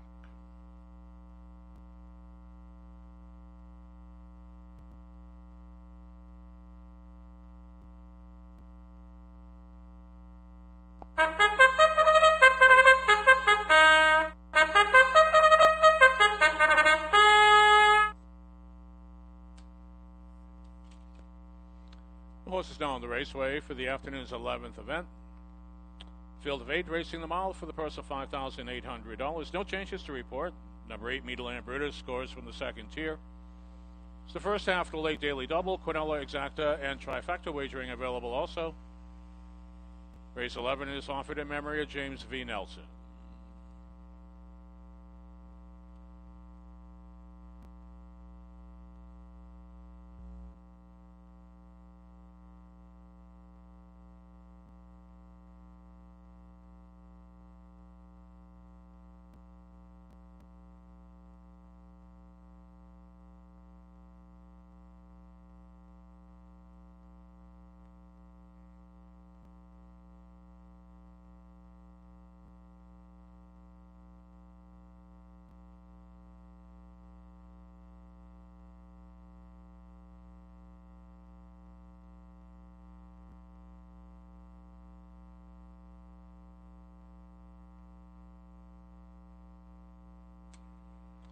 Let's meet your starters for the late daily double. The one is Echoes Sharky, owned by Jamie Gerard of Pittston. Heath Campbell will drive. Number 2, Dawn to Dark, owned by Mark Tardif of Wanterborough with Kevin Switzer Jr. The 3, Beyond the Past, owned by Dana Goding of Auburn with David Ingraham. Number 4, scoring the right way of the track, just coming off of the 8th marker, is number 4, Etbauer, owned by Dalton Lee of Whitefield with Michael Stevenson. The 5, Wolf Tracks, owned by Marianne Tompkins and Eric Bickmore of Chelsea with Ron Cushing driving. The 6, General Ward, owned by Diane Dunn of Rome with Joey Mosher. Number 7, the Big Aristotle, owned by Judson Merrill of West Gardner with James Doucette. We'll complete the field from the second tier with number 8, Meadowland Brutus, owned by Alberto Silva, Mendon, Vermont. Hunter Loftus is in the sulky, and there's your field. They will take 2 scores before heading to the gate, so you'll have to hurry to complete those wagers. Quinella Exacta, Trifecta, and late daily double wagering available, so please wager now.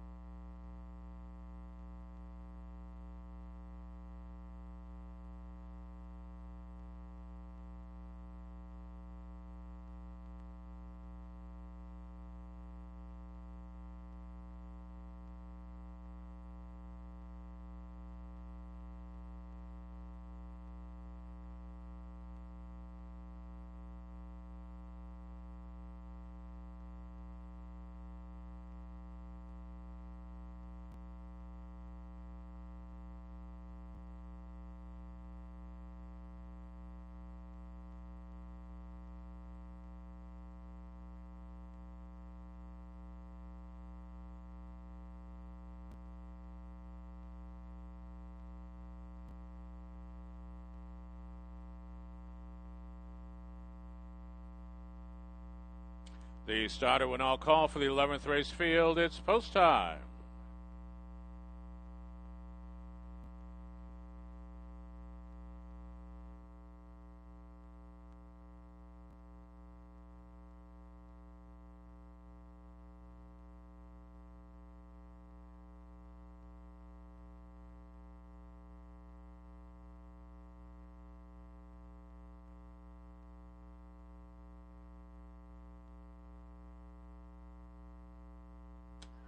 Seven across the raceway, number 8, Meadowland Brutus, scoring from the second tier. The field for the James B. Nelson Memorial at the head of the lane. They're ready for the start. And away they go. And it's General Ward flashing speed from the extreme outside. Wolf Tracks takes dead aim on the lead. They'll battle into the first turn. Wolf Tracks with the inside edge. General Ward now cruising on to take advantage. General Ward marching down the battlefield as they race past the 8th mile marker. It's General Ward out on the lead. Wolf Tracks makes tracks from the pocket. Gap of about 5 lengths further back into the field. That's Dawn to Dusk now closing in third. Echoes Ashaki paces sharply in fourth. There's Beyond the Past right there. They'll reach the quarter in 28 seconds flat. Trailers in the field. That's Etbauer. Further back still as they race into that second turn is the big Aristotle. They'll race off the 3/8 mile marker. General Ward has the raceway. Jelly Mo on the gun. They'll race towards the midway point now. Tracking from the pocket seat is Wolf Tracks. Dawn to Dusk getting closer in a second. Echoes Sharky fourth. Sitting in Beyond the Pass first to move is Meadowland Brutus giving a cover here as they race into the 5/8 mile marker. Gives a cover to Etbauer, and the trailer is the big Aristotle. But out on the lead, that's General Ward pouncing out of the pocket seat. Wolf Tracks now just a neck off. General Ward to the inside. Wolf Tracks now on equal terms. They're nose to nose. They're toe to toe. But Wolf Tracks has now gained the lead. Back to second comes General Ward. They reach 3 parts, 127 to 3/5. And it's Wolf Tracks out on the lead. He's being pestered late here by Dawn to Dusk as they race off the 7/8 mile marker. They're an eighth from home. They'll thunder down the lane with Wolf Tracks out on the lead. Dawn to Dusk has this one in his sights, but Wolf Tracks is oh so strong. Wolf Tracks is drawing clear to the wire. It's Wolf Tracks in front and drawing away the mile 157 flat.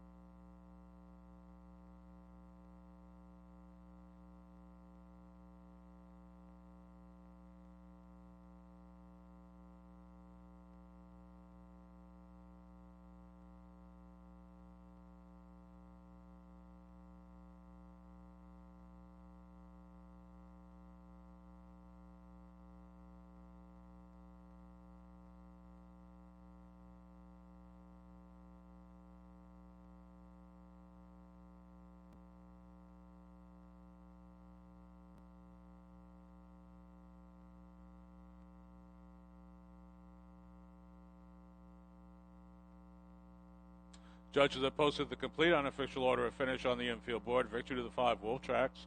And for the place number 2, Dawn to Dark. For the show number 1, Echo Sharky. 5-2-1 across the wire. This mile unofficial.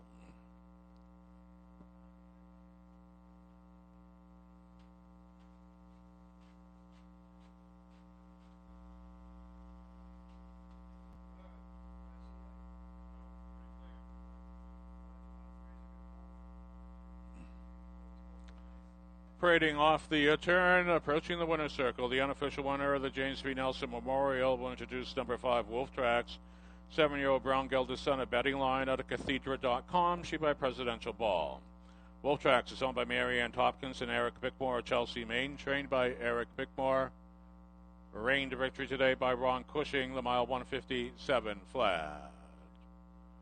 When official, that would become a seasonal mark for the race winner. Fourth win of the year for Wolf Tracks.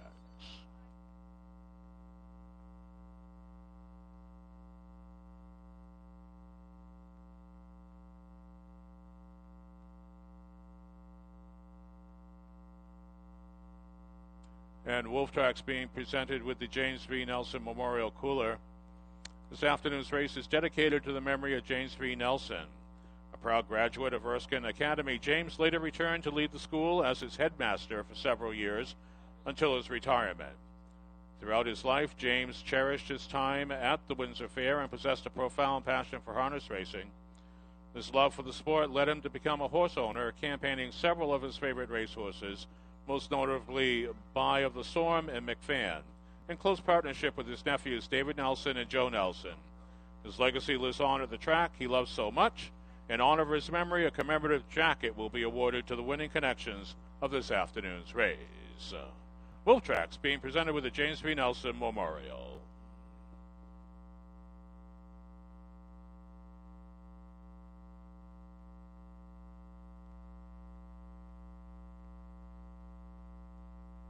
Smile Now posted official prices are up. Another long shot winner here on opening day at the Windsor Fair. There's been a plethora of them. Number 5 for Wolf Tracks, returning $32.20 to win, $12.20 to place, $8.60 to show. The 2 Dawn to Dark, $6.40 to win, $5 to show. Number 1 Echo Sharky, $2.60 to show. The $1 Exacta, $38.40. The $1 Quinella, $17.40. The $1 Trifecta, $71.10. Here's the official rundown of the 11th. Number 1 Echo Sharky, 3. The 2 Dawn to Dark, 2. Number 3 Beyond the Pass, 4. Number 4 Ep Hour, 7.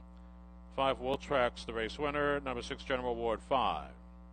Number 7 the Big Aristotle, 8. And number 8 Meadowland Brutus, 6. From the top down, 3, 2, 4, 7, 1, 5, 8. 6 on the bottom, the mile 157. Turn the page now. We are on to race number 12 of the card. No changes to report in the finale. Number 8, Velocity Sub-Z will score from the second tier. Quinella, Exacta, and Trifecta wagering available. Race 12, sponsored by Central Maine Pyrotechnics. Just a reminder, ladies and gentlemen, live racing resumes tomorrow afternoon here at the Windsor Fair. Post time for the wagering card will be 1 p.m.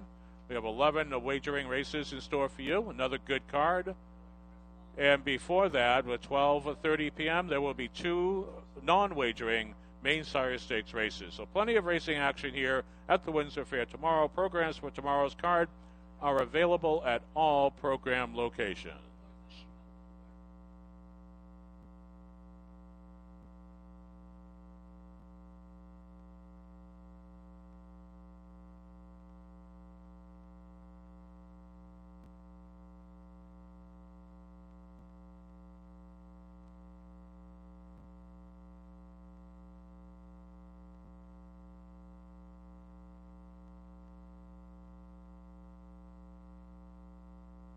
And, ladies and gentlemen, it's that time again. Lucky Loser Windsor time. And today's latest winner is Cassidy Barrett.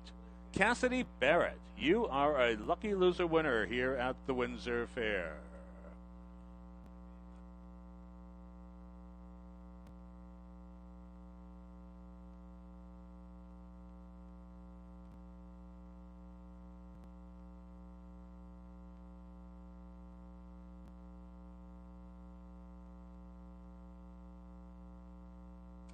Four minutes to post time. Horses just making their way onto the track for the finale. It's time for more fun facts, sponsored by 100.3 WKIT, Bangor's Rock Station. What a great station it is. I've just discovered WKIT is an independent station in the old school format. You want to tune in, you can find them at 100.3 on your radio dial. In 2014, the aged mare trotting record was broken by Love Swept in 158 and 3. Driven by Drew Campbell. And that's today's fun fact, sponsored by 100.3 WKIT, the Rock of Bangor, Bangor's rock and roll, old school, independent station.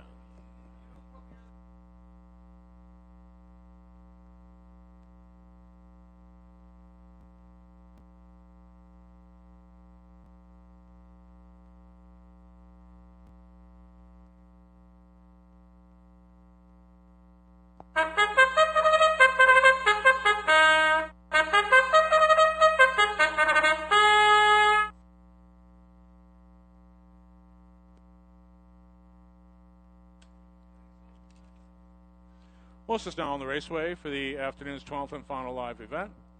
Field of 8, racing the mile, purse $4,800. No changes to report here. Number 8, Velocity Sub-Z will score from the second tier. Quinella Exacta and Trifecta wagering available. Race 12 was sponsored by Central Maine Pyrotechnics. You have 3 minutes to post time.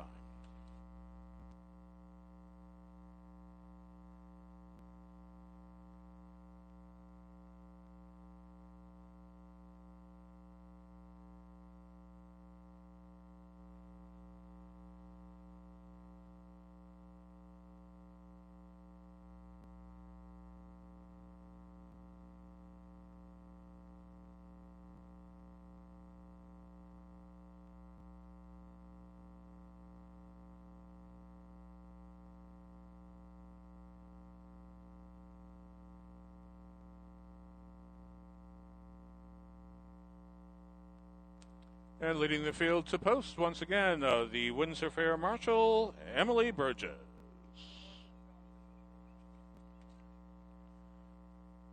Here are your starters in the finale. Number 1 is Lose the Attitude, owned by Stephen Gordon of Great Grove, New York. Brian Gordon of Livingston, New Jersey.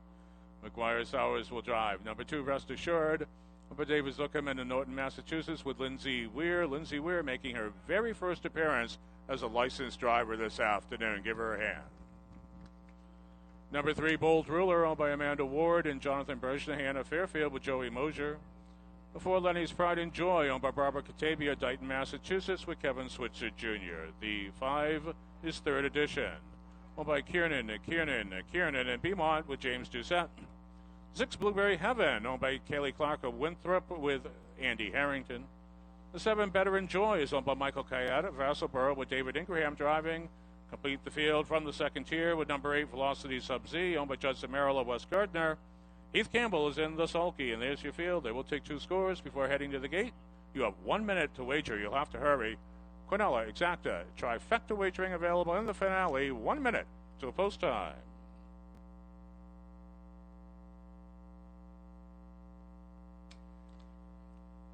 Take a real quick look at the contenders here in race 12. We have had a hard time handicapping. We've had huge price plays coming up in a lot of the races here today.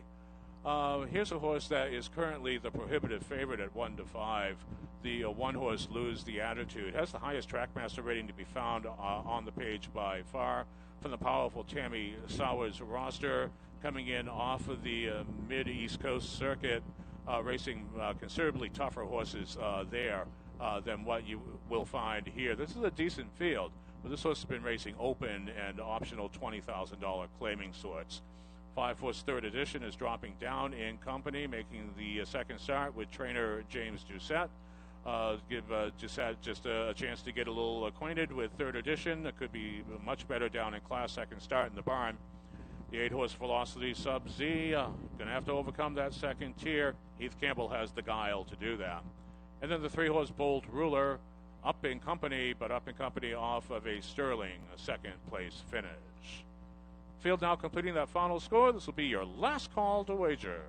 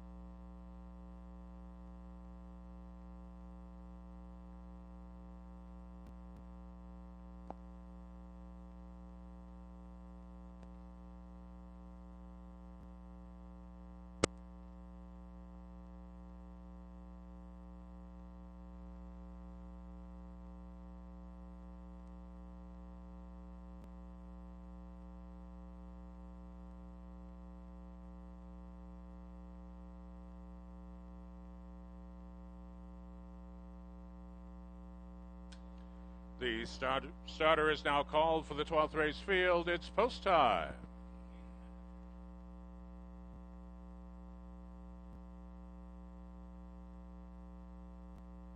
Again, keep in mind, ladies and gentlemen, live racing returns tomorrow afternoon here at the Great Windsor Fair. 1 o'clock post time for the first of 11 betting races. There'll be 2 non-wagering main Sire Stakes events going to post at 12:30. Lots of action here tomorrow. Programs for tomorrow's card available at all program locations. 7 across the raceway, number 8 Velocity Sub-Z, scoring from the second tier. The field for the Central Maine Pyrotechnics Trophy Pace. They're at the head of the lane. Field moving up now. Here they come. And away they go. Third edition with pace from the outside wing. Lenny's Pride and Joy leaving alertly from in mid-pack. Right there in the field. Lose the Attitude, bidding to be forwardly placed. They'll race now towards the 8th mile marker with third edition claiming the lead. Lose the Attitude now pounces to the outside, looking to reclaim that advantage as the top 2 step clear of the field. Lose the Attitude up onto the outside, putting third edition into the pocket seat. Lenny's Pride and Joy watching the early speed show with glee from 3 as they zoom to the quarter in 28 seconds. Further back into the field, Velocity Sub-Z getting away reasonably well from the second tier. Big gap of about 6 lengths further back to Rest Assured, who's trailed by Bolt Ruler. Blueberry Heaven next in line at the back of the pack. It's Better Enjoy as they race off the 3/8 mile marker, reappear in front of the stands, and out on the lead, that's Lose the Attitude, reaching the half at 57-4. Third edition right there with a keen pocket trip. Lenny's Pride and Joy third. Right there is Velocity Sub-Z. Then it's a Rest Assured. They'll race now towards the paddock turn, launching a bid. From the back of the pack, Bolt Ruler is on the march. He's now joining the breakaway pack. Also launching a bid is Blueberry Heaven. They're passing by Rest Assured. Underway from the trailing spot, a Better Enjoy. They'll reach 3 parts, 127, 1/5, and Lose the Attitude in McGuire Sowers. They front all comers. They open up about a length and a quarter now. Third edition trying to get his rally shoes off. Top 2 step clear of the field. They leave Lenny's Pride and Joy in their wake as they race for home. They'll thunder down the lane. It's Lose the Attitude. Sowers is asking this one for more. Late on the scene, that's third edition. He cannot reach. Lose the Attitude in the finale. The mile 156 to Fizz.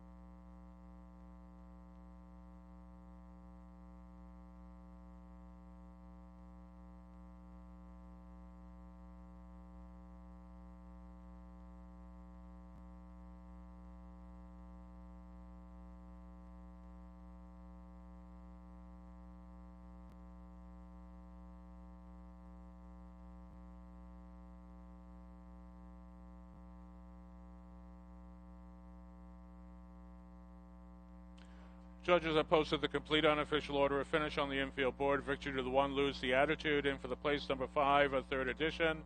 For the show number 4, Lenny's Pride and Joy. 154 across the wire. This mile unofficial.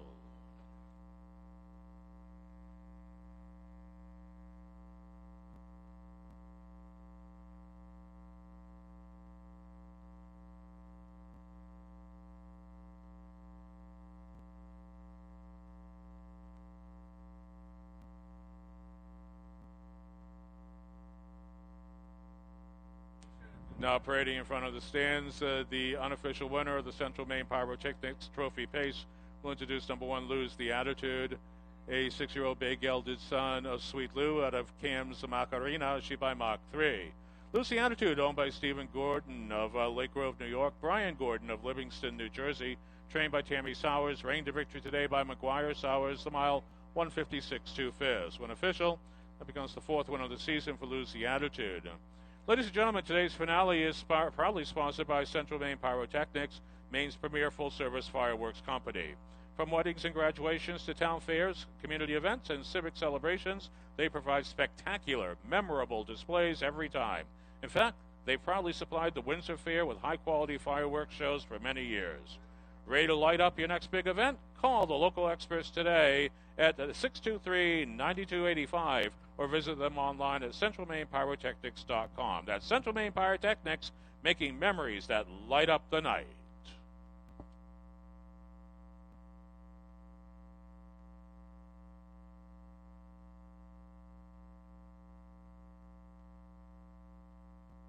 Mile now posted official. Prices are up. Number 1, Lose the Attitude, $2.80 to win, $2.40 to place, $2.10 to show. Number 5, third edition, $4.60 to place, $2.40 to show. Number 4, Lenny's Pride and Joy, $7 to show. The $1 Exacta, $3.60. The $1 Quinella, $3.40. $1 Trifecta, $40.60. And the $1 Daily Double returning $11.50. And here's the official rundown of the finale. Number 1, Lose the Attitude, the race winner. Number 2, Rest Assured, 8. Number 3, Bold Ruler, 4. The 4, Lenny's Pride and Joy, 3. Number 5, third edition, 2. Number 6, Blueberry Heaven, 5. The 7, Better Enjoy, 7. And number 8, Velocity Sub Z, 6. From the top down, your program should read 1-843-257. 6 on the bottom, the mile 156 2/5. That does conclude the live racing portion of our program here on the opening session of harness racing of the 2026 edition of the Great Windsor Fair. Thank you very much for joining us here. As always, it has been our privilege to host you. We'll look forward to seeing you all back here tomorrow afternoon for more harness racing excitement. 12:30 post time for a couple of non-wagering Maine Sire Stakes races.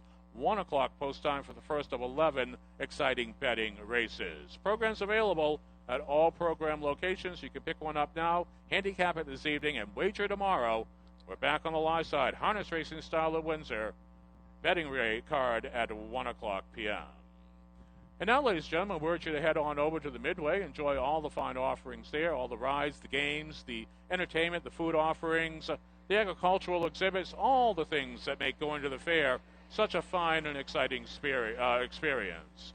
And we do look forward to seeing you all back here in the grandstand for more harness racing tomorrow. First post for the wagering card at 1 o'clock p.m. On behalf of the staff and management of the Great Windsor Fair and the harness racing department thereof, I'm track announcer Mike Sweeney. I bid you good night.